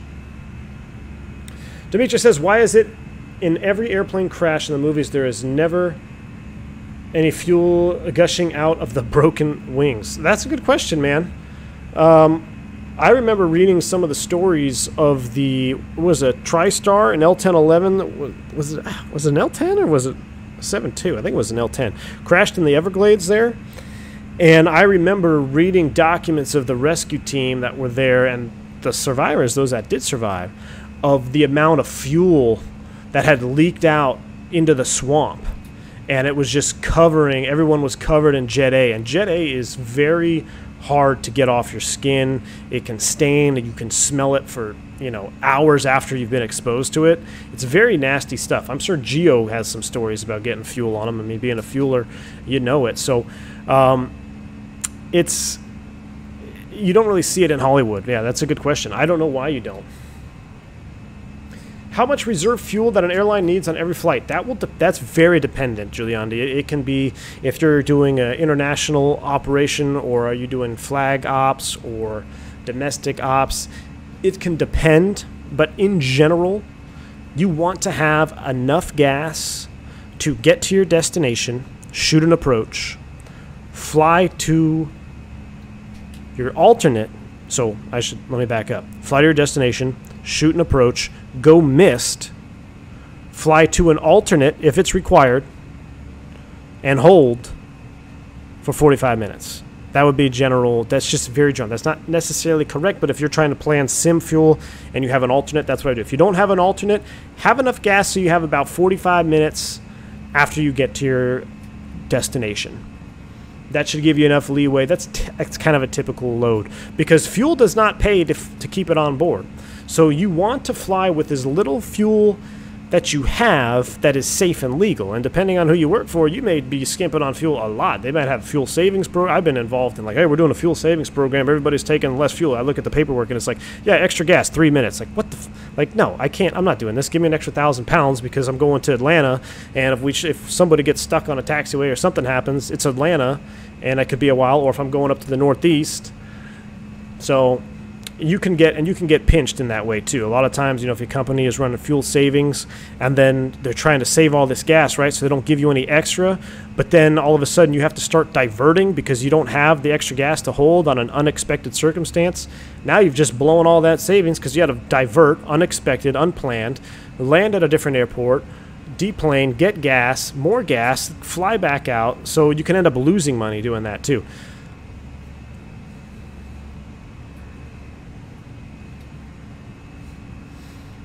For X-Plane, would you recommend the 19 or 21? I already have the Flight Factor 320. Ooh, all right. So, Diego, right now, I think I would recommend the 319 because it comes with the BSS sound. No, I'm sorry. It does not come with the BSS sound pack. However, you can purchase the BSS sound pack, which really changes the immersion on this airplane, I think. It really does. It really makes it sound so much better than the default. Now, the 321 is a lot of fun, but I think you're going to feel the most difference between the 19 as opposed from going from the 320. You go to the 19, you're going to feel the performance a little bit better as maybe than going to the 321. The 321 is a little bit more sluggish. It's heavier, but they're both great choices. But if I had to make the choice personally, I would choose the 19 because of the Soundpack add-ons that I can purchase for the airplane. So that's where I would go. But they're both fantastic, especially with the 1.4 update. The 319 is awesome. I love it. I heard some airlines carry fuel with them so they don't have to refuel at the destination. Is that ever the case? Yes, we call that tanker fuel when you're tankering gas. So sometimes if you're going somewhere that has really expensive gas, you may want to tanker enough fuel to go down there and come back. Or tanker enough fuel where you go down there and you only put on like 1,200 pounds or something, and then you have enough to come back, because they have cost analysis tools that will allow them to determine if it's more cost effective to tanker the gas down there and carry the extra weight and burn that fuel because you're heavier than it would be to purchase fuel at that station. So they have all kinds of cost analysis tools and people that are trained to handle that type of stuff. As far as the pilots up front, nah, we just look at the paperwork, make sure we have the numbers that we need. Diego says, my dad has had that problem. He's a 320 pilot. Yeah, not enough gas. I'm telling you, man, it happens. There's a scenario that I know specifically in my mind because it was a Ford. I'll just tell you a quick little story, and then we got to get down. How far do we have until we got to start planning? We're at 2. Yeah, we need to start planning our descent here really soon. I was coming in a 321 from LA back to Dallas. It was the end of a 4-day trip. Day 4 was an awesome day, just one leg. LA, Dallas, back home. So also had I had my wife's family in town, and my sister was also in town, and they were all waiting for me to come back. I was supposed to get in around 4 o'clock in the afternoon, and we were all going to go out to dinner that night, and it was kind of a big deal. We all had plans set up. I hate doing that when I'm still at work because you never know what can happen, but I was like, hey, it's a one-legger, LA, Dallas, I feel confident, right? We had an overfuel situation in LA. The fueler accidentally gave us the wrong fuel load. He thought he was fueling a different tail number, and he gave us, I want to say, like 7,000 pounds extra than what we needed. So we had to run a bunch of different numbers. We had to redo our weight and balance, and of course, I wasn't too happy about that. But at the same time, I was like, extra gas, let's just clear this paperwork out, get everything kosher, and we're on our way. Sometimes that just happens, right? Sometimes fuelers make mistakes. It's all right. At least he made a mistake in the right direction, right? Too much fuel, that's fine. You don't give me enough fuel, then we got a problem. So anyway, we take off, 7,000 pounds extra. I think we were too heavy to meet our cruise altitude, whatever. So we're blasting off. As we're flying back to Dallas, thunderstorms started popping up. And some days, especially in the Midwest and like in the South Midwest there, Arizona, New Mexico, that line going on the southern part of the U.S. there can really blow up out of nowhere, unforecast, and that's what happened. And even in Dallas, it was a total blow-up of thunderstorms, and they started holding. We were about 150 miles out, and they started holding. We can hear them holding aircraft in front of us, and we're just like, man, are we going to have to hold? And I'm like, man, we're going to miss dinner and all this stuff with my family. So we enter the stack. I think we were out still over to Lubbock. We were out over West Texas. And this is after deviating and burning a bunch of gas deviating. And then I'm thinking, well, good thing he overfueled us because we're burning it right now. And we enter the stack holding, and there's, I think, maybe 6 or 7 planes below us in the stack. So typically when I say stack, you're going to have, in this example, we have, let's just say 7 airplanes, right? The lowest, they're going to be spaced 1,000 feet apart, starting from 200, 210, 220, or they may space them every 2,000 feet, 20, 22. It depends on the RVSM and all that stuff. So between 1,000 and 2,000 feet spaced apart.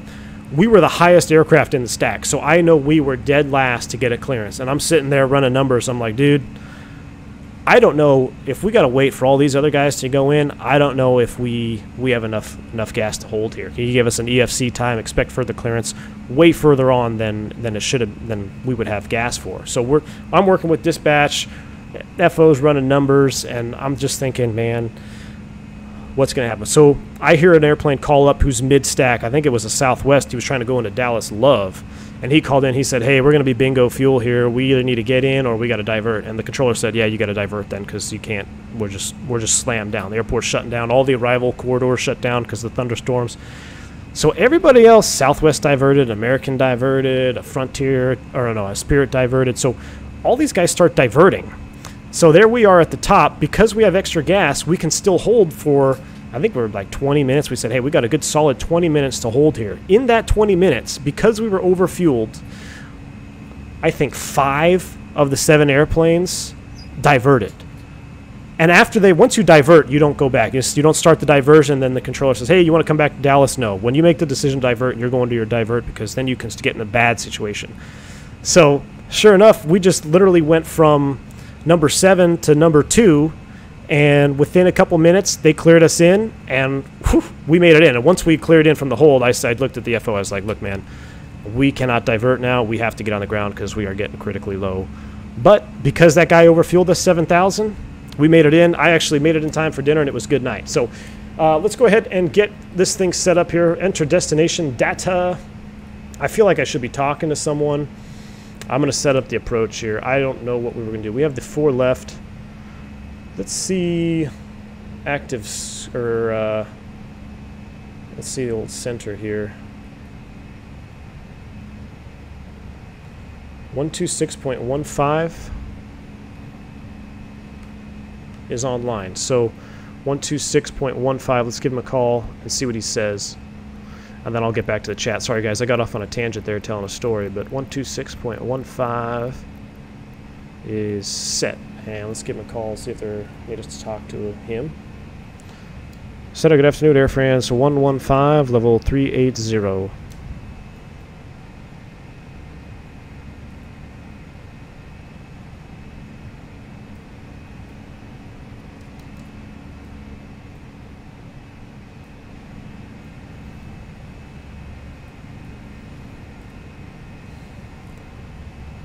ETA Pablo, it should be up top on the top of the screen there. ETE, estimated time en route.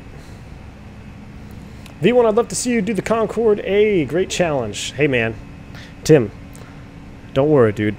I got you. Keeping the future in mind, which aircraft should I get type rated on? The 7.3 or the 320? Dude, I'll tell you what, man. I'm a 320 fan. But if you listen, get type rated on whatever your company that you're gonna work for is gonna fly. Don't turn down a job offer just because of an airplane. Gio says, man, I'm telling you, I always make sure I give the pilot about 150 or 200 pounds more than what's required because of APU and taxi time. Definitely, Gio. You know what I'm talking about, man. I love it. Sometimes I'll even go down there and be like, hey, man, throw an extra 500 because we can take up to 5. It changes all the time. Sometimes if you're over 700 pounds, you got to get an amendment. Now it's 500 or 1,000.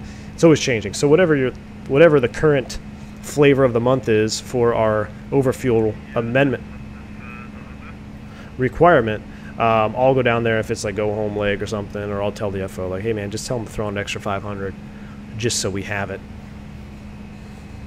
In Nice, they try to land 4 right or 2 left. All right, we're going to do 4 right, but the guy's online, so let's see if we can call him up here. Center, good afternoon, Air France 115, level 380.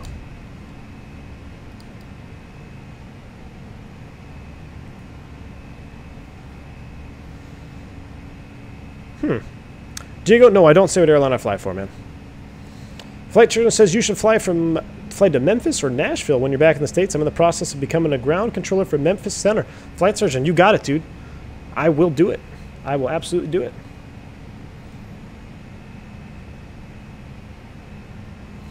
Overfueled by 7,000 really affect the weight and balance. Yeah, it actually, so at that, I believe it's I want to say 3,000. At 3,000 pounds, depending on the airframe, whether you're in a 19, 20, or 21, there's a certain cutoff where you actually cannot get performance numbers. It won't. I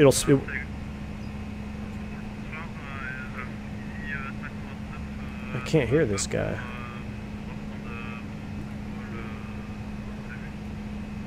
Turn up my output volume, but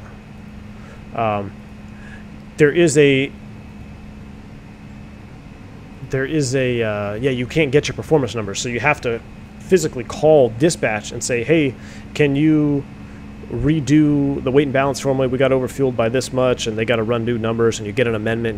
There is a process when you get overfueled, so it's not good, but in that instance it was good. So all right, so he's not really answering us just yet. Let me just pull up the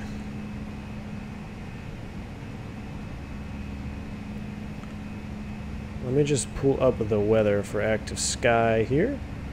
I think it seems to be working fine now. So refresh, and let's just at least get this set up here, the perf environmentals, because we're going to have to start down here pretty darn soon. I'm going to slow us back. I'm going to do 320, and we'll do a 7.9 descent here. Right now, Cav Oak down there, 1013 on the QNH. Beautiful day. Ah, I swear. Spain, southern France. Every time you guys have treated me well here on this Euro tour as far as weather goes. Really haven't had any bad weather, which is good and bad, I guess, because you guys want to see some more challenging stuff. But Greece, by far, was like perfect weather all the time. 2-0 on the temperature and magnetic wind. Nice Center, bonsoir, Air France 245, flight level. Look at Gio being all fancy, talking French. And variable at 12, so I'm just going to put 0 for 0 up there.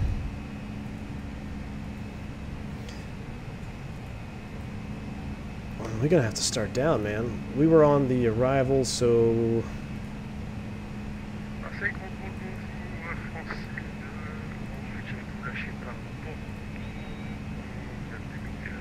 Arrival. We're on the Burgo 6 Charlie.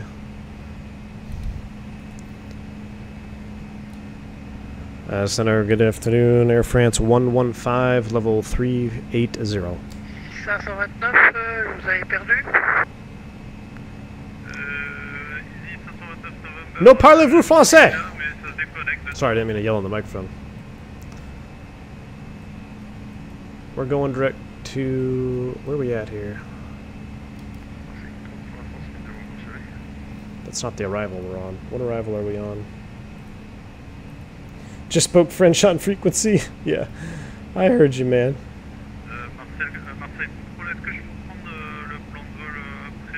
I was on the Burgo 6 Charlie. Oh, well.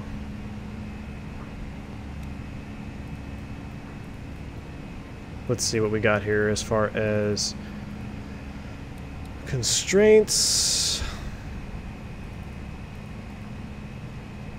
I mean, 4,000 at the bottom. Burgo at or above 11, so I'm going to at least set 11. Center, Air France 245, radio check. Yeah, I don't hear him either, man. Swiss 9683, short final. Center Air France 115, how do you hear? Alright, well there's top of descent. Can I get an F's in chat? Alright. There's the decel.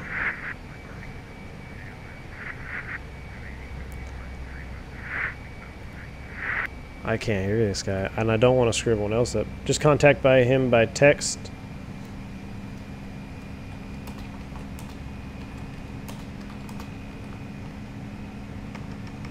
I will text him out, so we are going to be high. It's actually sold on us with a much higher max weight, so not even dangerous, so to speak. Just weird Canadian regs.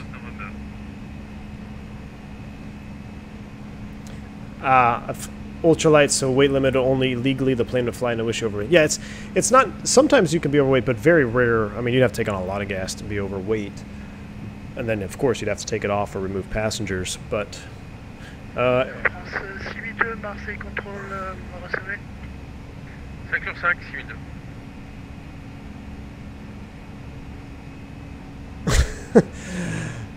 Geo, I'm planning on. Let's. 45, flight about Juliet sector.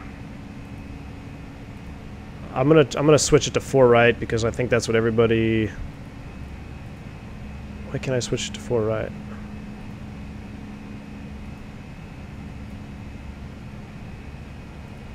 Well, let me switch to 4 right. What the heck is going on here?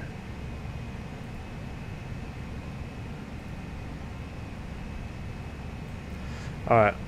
I'm going to type him, then I'm just going to descend.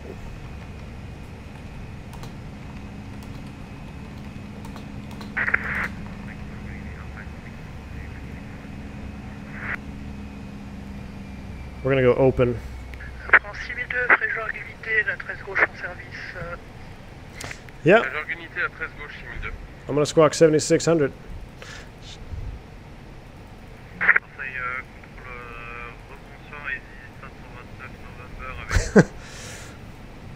I have no idea. Alright, we need to get down. So we've got that. We're going to pop the brakes. And let me get the volume back up for you guys here. We're just sending down to 1000. Now I got another problem here. It's not letting me change to 4 right. I should be able to come in here and switch the approach.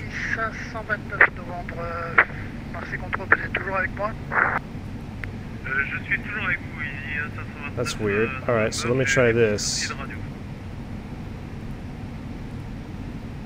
See, this one brings up ILS 4 right. So here we go. What do we do this? We're going to do secondary. We're going to go copy active.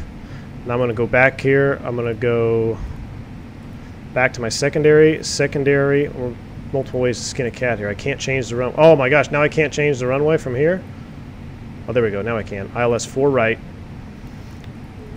On the Berg 6 Charlie. No via. Insert. Secondary. Activate secondary. And look at that. Now we've got 4 right in the box. So.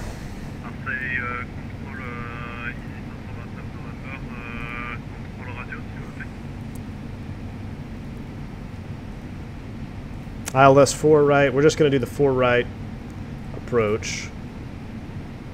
ILS 4 right. Lost comm. So essentially we can come in, we're going to be coming in over Nice, I believe, right? Or MUS, MUS. Avec vous, Marseille Contrôle, Fox Delta Mike.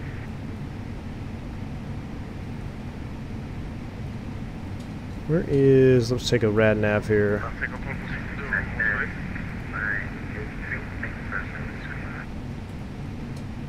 I'm just fixing some stuff here, guys. Give me a second. No landing 22 left. Unintentional radio failure tutorial. Yeah, so we're going over Nice, the VOR. Technically, since I filed for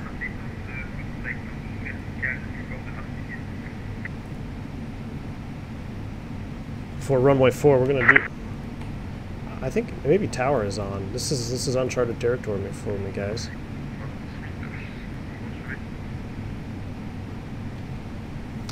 Center Air France 115 20.3 descending 1000. How to hear this transmission?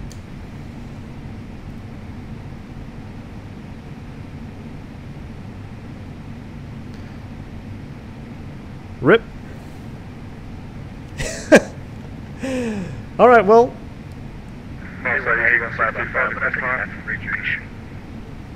Alright, I got you, Joe. Alright. Well, screw it. We'll keep it rolling. We'll call tower when we get down there. Or, let's see, we call center and approach. Tower is on at 18.7, so as we get closer, we will switch to tower. Hopefully he will be able to hear us. But we're just setting 16.1 to setting 1000. It was, what was the perf? Got to catch up here. 1013. 1013 on the QNH is set. We can go ahead and smooth the descent out here. We'll go train on ND mode for now. Train on ND mode. Constraints are armed. We're getting ready to come over max here, and then we're going to be inbound. So where is our...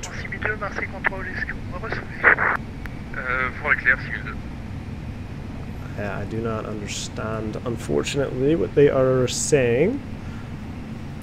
But let's go ahead and take a look at our arrival. Make sure we're not totally screwing this up here. We're essentially coming in from Burgo. There is no restriction. Burgo at or above 11. That's all we got to hit, which we're going to be above that. Speed brake retract. I can retract that. We're back on profile now. I got the speed brakes up. Why are you yelling at me? There you go. Speed brakes are back up. We're back on track. What did I do? Really? Got to recycle the speed brakes. All right, 13.2 for 11,000. Let's get the rest of our perf finished here. So we're going to be ILS straight in, 4 right, and 2.5 or 3%. We can make 3%. So the MDA for us for Cat C, 260. MDA is set. We're going to have our LS push buttons on. They are on. We're going to do manual brakes, flaps full.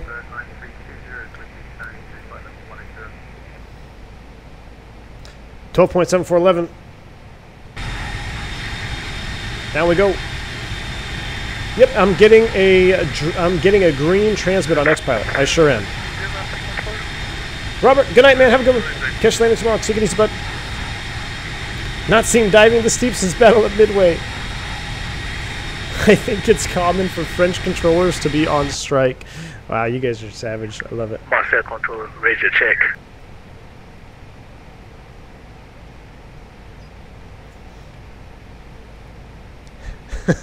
That's funny, but man, all right, I don't hear him. I'm getting the transmit light. I can hear other guys, and Geo can hear me. So something's going on. We'll switch over to tower here sooner than normal. See if we can get sequenced in. If he wants us to flip it around at 2-2, we'll be able to do that as well. Let's go for butter. Liam says let's go for butter. Let's take a look at the runway length, man. Should we just go for butter? I'm gonna try. I always try for butter, but we can prioritize the butter. It's 9,700 feet. We could try to prioritize the butter. We'll see. I'm out of practice, but always, man, always prioritize the butter on a runway that's more than, I don't know, 9,000. You should really check the text ATIS. I don't think tower will let you do the ILS. Should see what active sky is on the ATIS. I'm going to call tower here a little bit closer. Actually, as soon as we... As soon as we turn inbound here from Burgo, I'm going to call. I'm going to see if tower can hear me. Yes, sir. Go ahead. So selective hearing. Speaking French, reply. There's plenty of people calling you, sir. You're not replying. Especially ours in our group fight. So EC1625 has called you, and I believe Speedbird has called you as well, sir. Yeah, I know that. I got an issue with my reception, radio reception. Everybody hear me, but I hear nobody. It was an issue, but apparently it's okay now. That is loud. It's French on French. If you ain't French, you're not getting a call. I know. I should give him a fake accent. I copy you 505, everybody. Master Control, Air France 245 descending to flight level 4000. 245, descend flight level 160 over Antro, report Antro. 160 over Antro, Air France 245. Yeah, Control Air France 115, level 1000. We're over Burgo.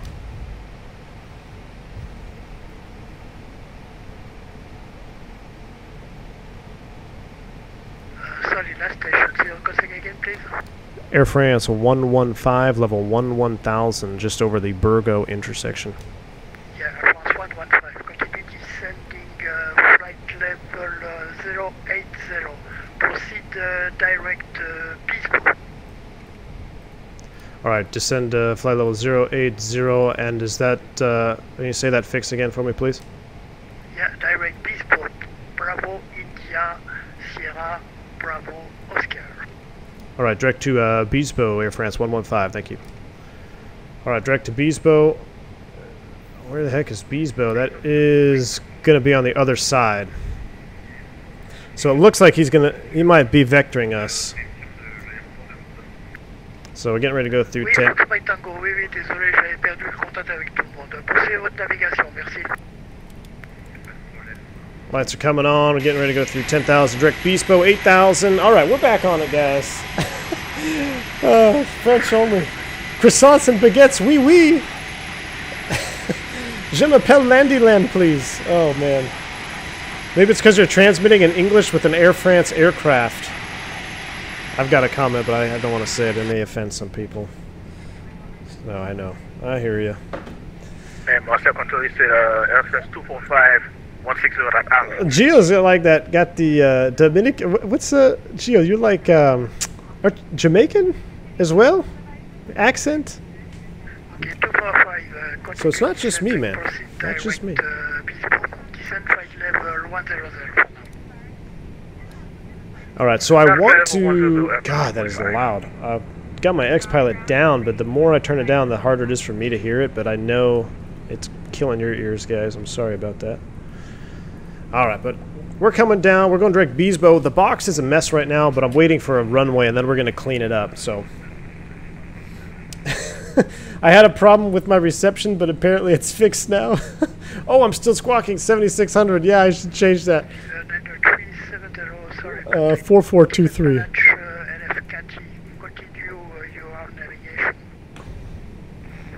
4423. We're squawking 4423. Down to 8,000 direct to Bispo. He's Master Control, what are we expecting? There we go. Gio's asking that. 245, expect runaway 04 right. I repeat 04 right. Alright. 04 right, press 45, thanks. So we're expecting 04 right. I already have that loaded. He must be sending us... 115, continue descending 4,000 feet, QNH 1013. Alright, descend 4,000 feet to 1013 on the QNH, Air France 115. Gracias. Alright, so it looks like from... Let me look at this chart here. I feel like something is sneaking up on me. I'm not prepared for. Let's look at the approach.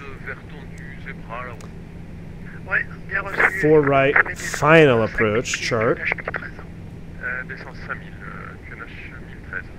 Okay, and then what else do we have? Do we have ILS 4 right, like initial approach 4 right from Bispo? This is what we've got. So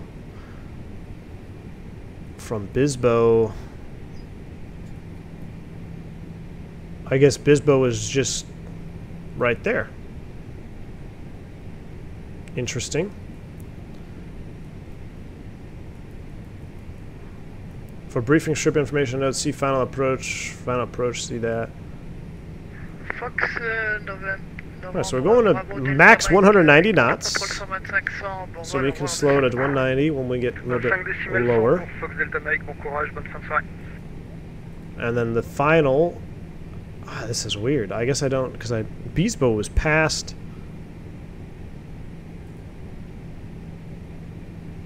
Yeah, I don't know how this is going to work out. Unless you just hit Bispo and turn left hardcore, that could be what it is, a hardcore left turn after Bispo to join 4 right. It'll be a surprise. Let's look at these beautiful views coming in here. Chart 12-3. You're going to be RNAV 4 right? Alright, let's look at RNAV 4 right. Ah, Beesbo. Oh, shoot. Alright. So, let's do that then. Arrival, we're going to hopefully not screw this up here. So, RNAV 4 right. RNP Alpha. Approach via. Can't select. 87 Quebec Yankee, switch Unicom 1 to 2 decimal 8. Have a good flight.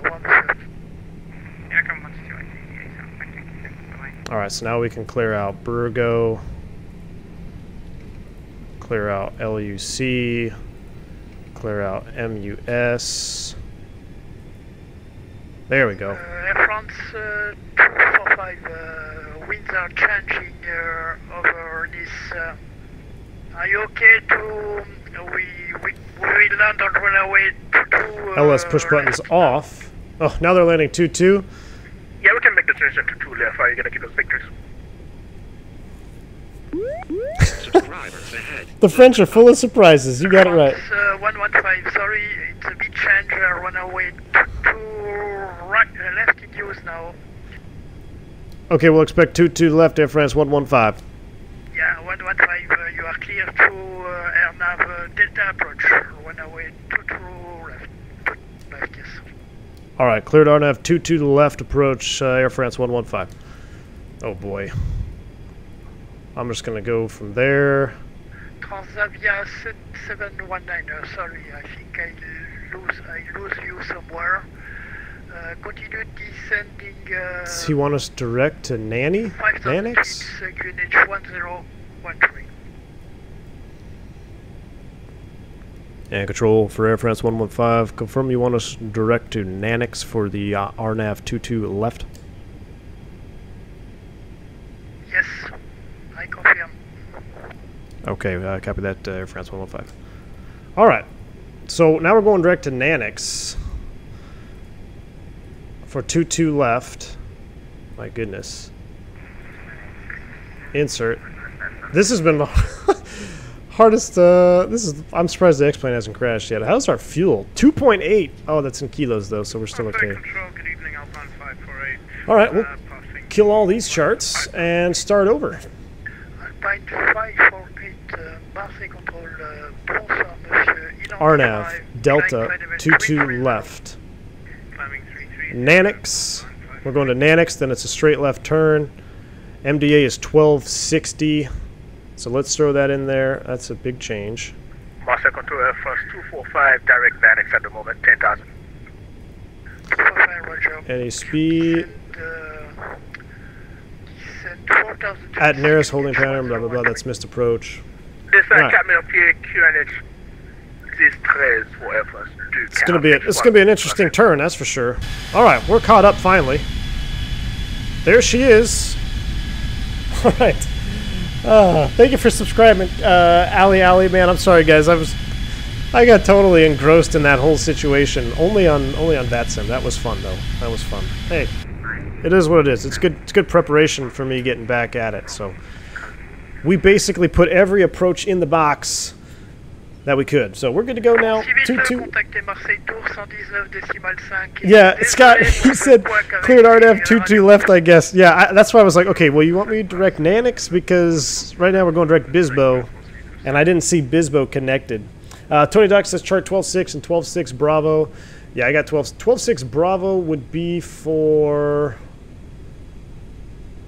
the turn. Oh, yeah, that might be a help there. So we're going to make a hard left turn. And, guys, to be honest with you, it's a nice clear day. I'm going to go visual. We'll make sure we don't screw this up. 1,000 feet, max 180 there. I tell you what, we got to be at 190 knots to make this 90 turn over here. So I'm going to have to slow it up. Yeah, we got to slow down. Is there a speed constraint on there? 200 knots? I'm going to just slow right back to 200 right now. He might yell at me, but I can't make a 120-degree turn at 250 knots and be expected to go straight in. There's where we got to go.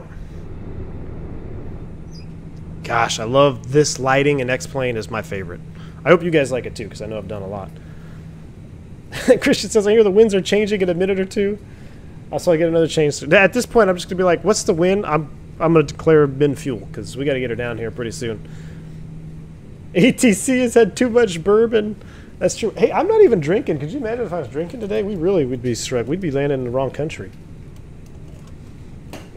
Got the good old water there. Dimitri says, time to pull the cognac made me do it emoji. Oh, that's a good one. Might have to get an ATC fail. Or like an ATC WTF emoji. This that is totally not going to give me the Kitech vibes with that right-hand turn on final. Approach roulette, V1 says. Oh, yeah, it is approach roulette, XP. So it's basically just a left 90, which it can look...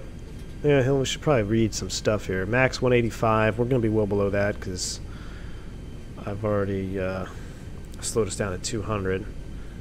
And during final, less than 30 seconds of flight if ground speed higher than 160. Wow, that's interesting. Less than 30 seconds to touchdown. So we're going to have to configure a little bit early. So this is another one of those examples. You know, I say 2,000 feet above touchdown, 180.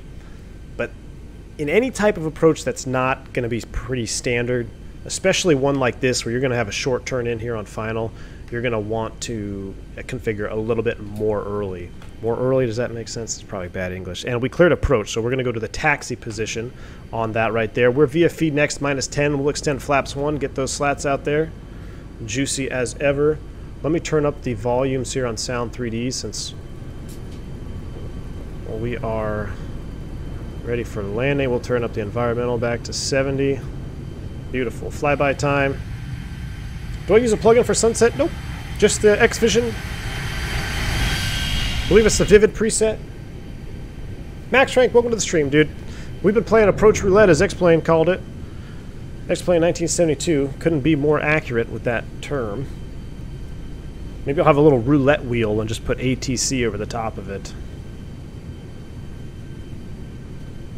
France 115, descent 3,000 feet. Descent 3,000, Air France 115.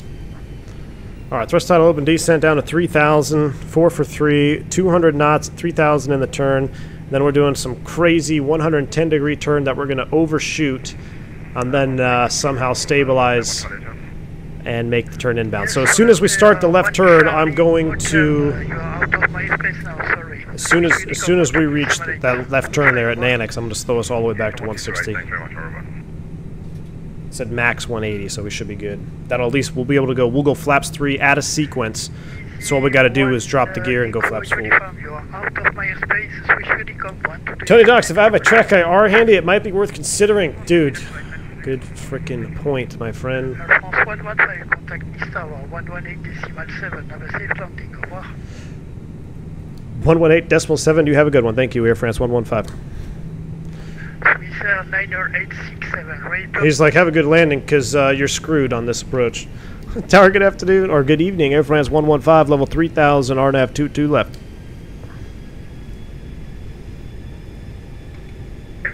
Air France 115, you started, good evening. Your number 1, continue approach, runway 22 left, wind 210 degrees, 5,000. Alright, continue approach 22 left, Air France 115. Gracias. Alright, let's see if this works. Oh, it does work. Track IR is working. So let me make sure my headset is correct. Oh, don't mind me there. Alright, so track IR is on for the turn. Good call there, Tony Docs. What happened to my sharklets? They fell off in cruise, man. Unfortunately, they fell off in cruise. Whoa. Alright, here comes that left turn. Max 200. And that's close enough for me. We're coming back to 160.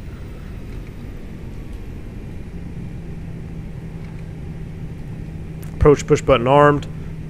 Final app nav. VFE next -10. We're going flaps 2. Get those flaps out there. Yeah, I mean, this is we're gonna overshoot that course line.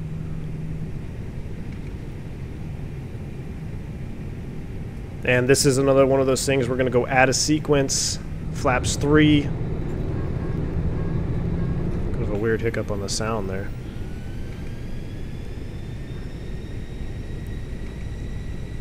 Yeah, good luck on your 175-degree turn to final. And there is 3,000. Yeah, let's see. I just don't know.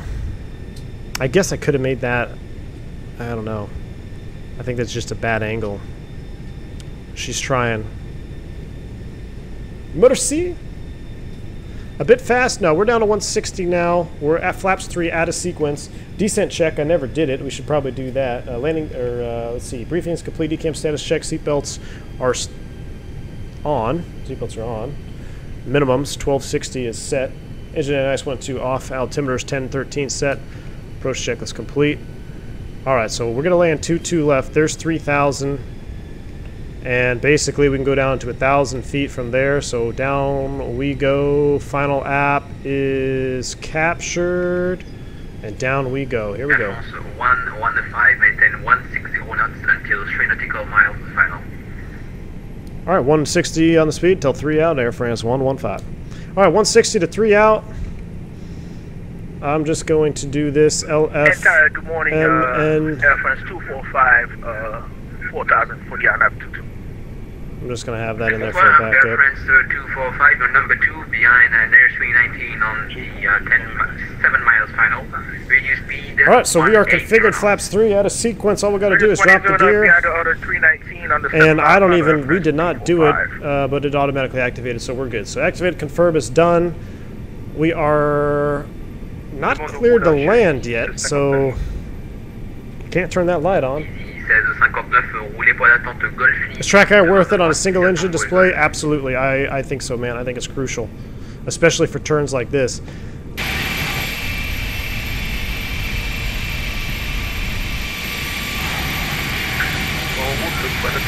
Gosh, this looks so good. Alright.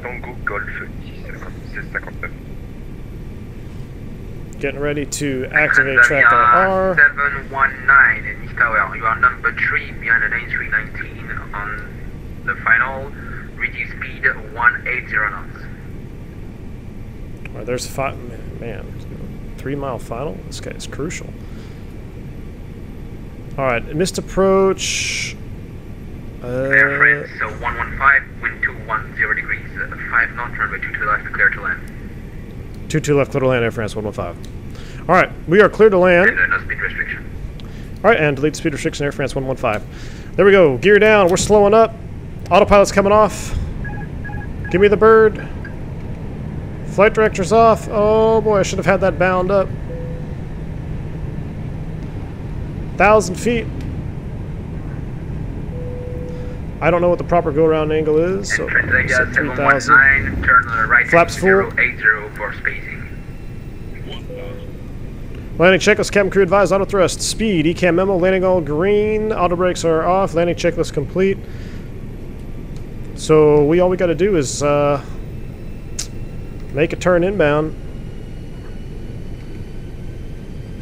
Let me pull this thing up here.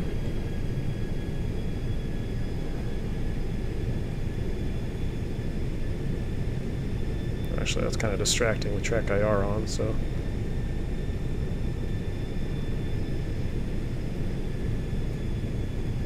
Alright, let's not overshoot this.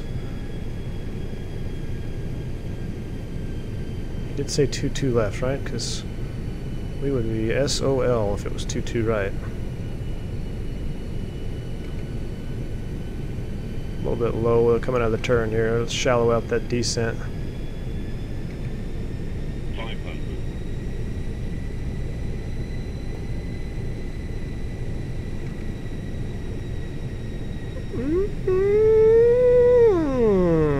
A little bit of an overshoot there, player.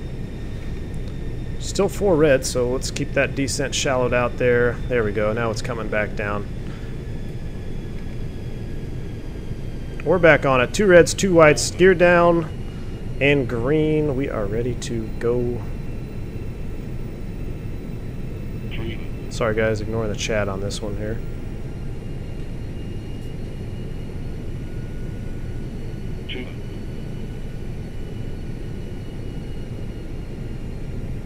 Man, that rubber slick on the runway looks so cool from all the touchdowns. 50, 40, 30, retard. On attend Golf Unité, ici c'est 59. Spoilers! Et ici 1659. Reverse screen! Lisa, 141. Ooh, that's just outside of the butter zone.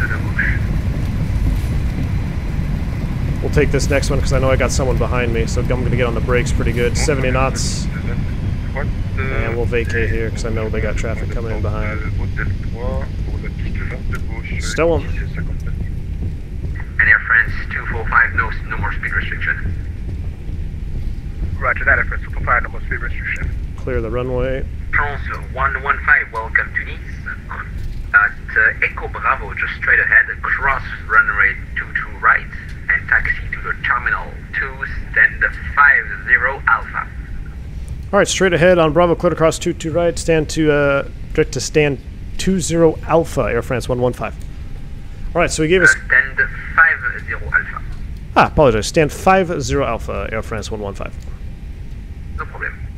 Alright, so straight ahead.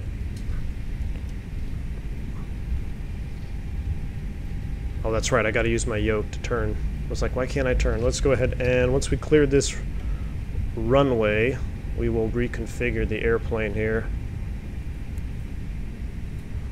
Whew, what a Nice landing. Alright, let's go ahead and taxi so we're not blocking on everything here. We'll go ahead and turn, oh man, turn you off, turn you off.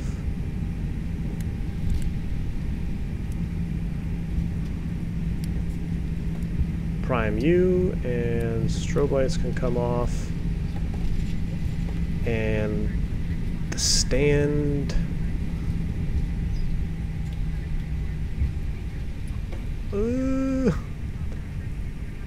Airport. Come on, come on, come on. Where is it?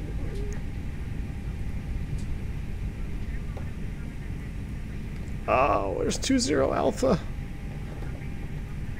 Oh man, I'm going all over the place here. And my spoilers are still out. Let's see, that's 5-3 Charlie. Oh man. Easy 1659, vent 210 degrés 5 nœuds, piste 20 de gauche, autorisé décollage. Man, good thing I'm not drinking. I'm all over the place here. Where is the stand information? Parking stands. Probably would have it. And he said 50 Alpha? So that's 50 Alpha off of Charlie 1, which is... It's back this way. I just taxied all around this airport illegally.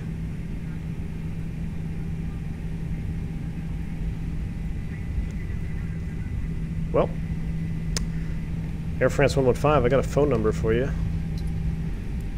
Et ici C59, annulation de clearance de décollage due to un trafic à l'arrivée. Air France 245, wind 210. So 50 Alpha should be left, clear to land. right there. Look at that. I found it. I found it. I've been redeemed. On attend, Hôtel 3. I've been redeemed. Taxi light can come off. Ladies and gentlemen, welcome to Nice. A319. That is good. If it were to say anything different, that would be a problem. Coming in here, maximum speed. And Air France 115, you can switch to Unicom 128, and sorry for the earlier runway changed. 122.8, not a problem. You guys have a good night. All right. That's going to wrap that up. We'll go to Unicom 22.8. I heard the APU click over. Whew. 22. I don't know how important it is. We're going to do replays anyway. APU is online. Yes, it is. Engine 2. Seatbelt sign.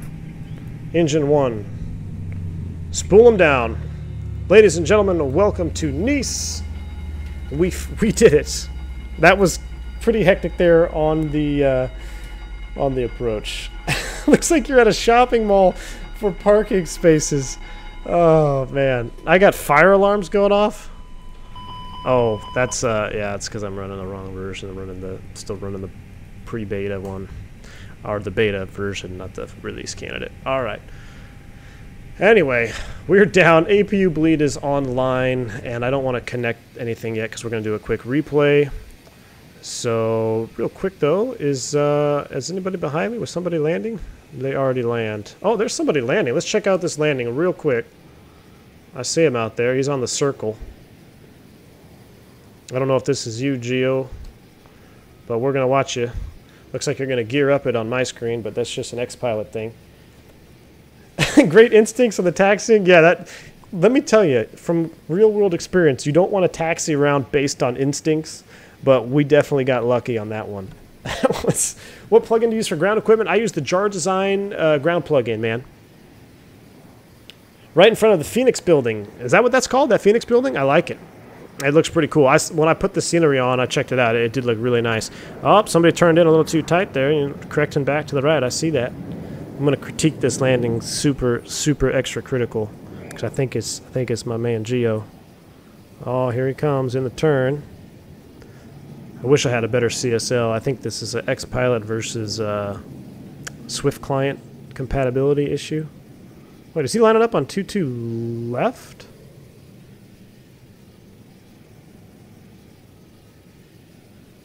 Oh, there he comes. Nice. Thanks for the great stream lessons today. See you next time. Cheers, Giuliandi. Appreciate it, man. Have a good one, dude. Ah, nice turn on there. Nice turn on there. And... oof. I can't tell where you exactly touched down at because you don't have wheels, but I'm pretty sure that was right on the touchdown zone. Nicely done, dude. Nicely done. All right, I'm going to disconnect from X-Pilot. Guys, it's been fun. Thanks for flying along with me. And actually, do I even need to disconnect on X-Pilot?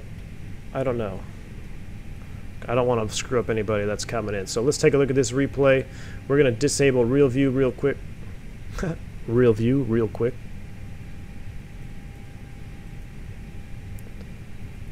And let's check this out.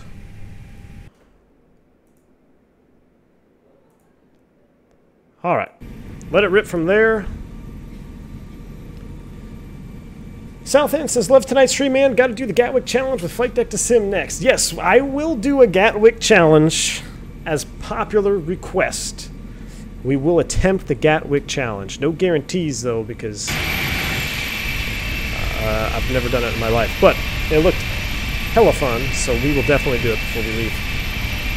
Is the stream over? Yeah, well, we're going to watch these replays here. I'm going to turn it down so you guys aren't all really deaf. Turn it down a little bit for you. I want to see this gear come down here. We'll watch the turn, and then we'll watch a few replays and get out of here. Oh, there's the gear coming down. Nice. Here's that half door on the nose closing up. We got our X-ray mic on the nose gear door.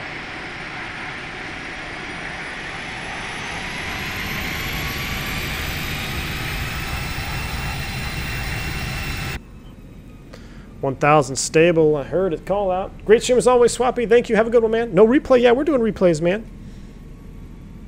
Oh, I should have put you guys in replay mode. That's right. Apologize. And then I also want to make sure that is completed. Okay.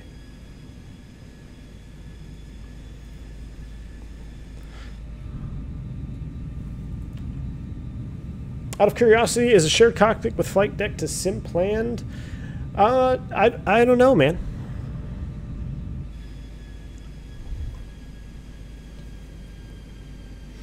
There's not really any. There are some shared cockpit stuff, but I think everyone's kind of waiting for a real good plugin like the FlyJ Sim has. Oh, here's that turn in. We were a little bit low there.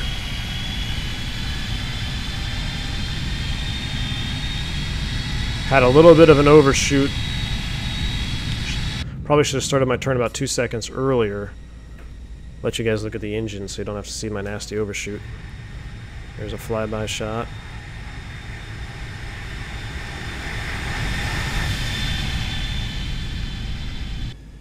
Alright, let's look at this side here. Check out these flower pedal reversers. By the way, how do you know if you are on track or not? What do you mean by on track? You mean like during lateral navigation? As long as it says nav in the FMA column, then that means the aircraft is actively navigating. And if you are off track, you'll actually get a cross-track error on your ND.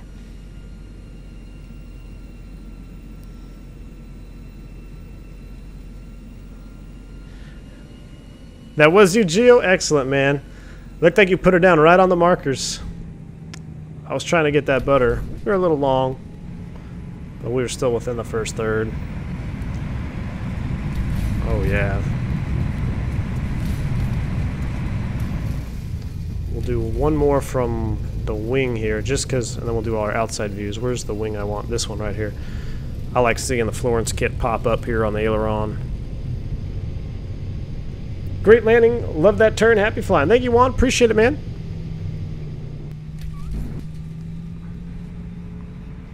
Ooh, baby. Right on center line. Alright, let's check out my favorite view.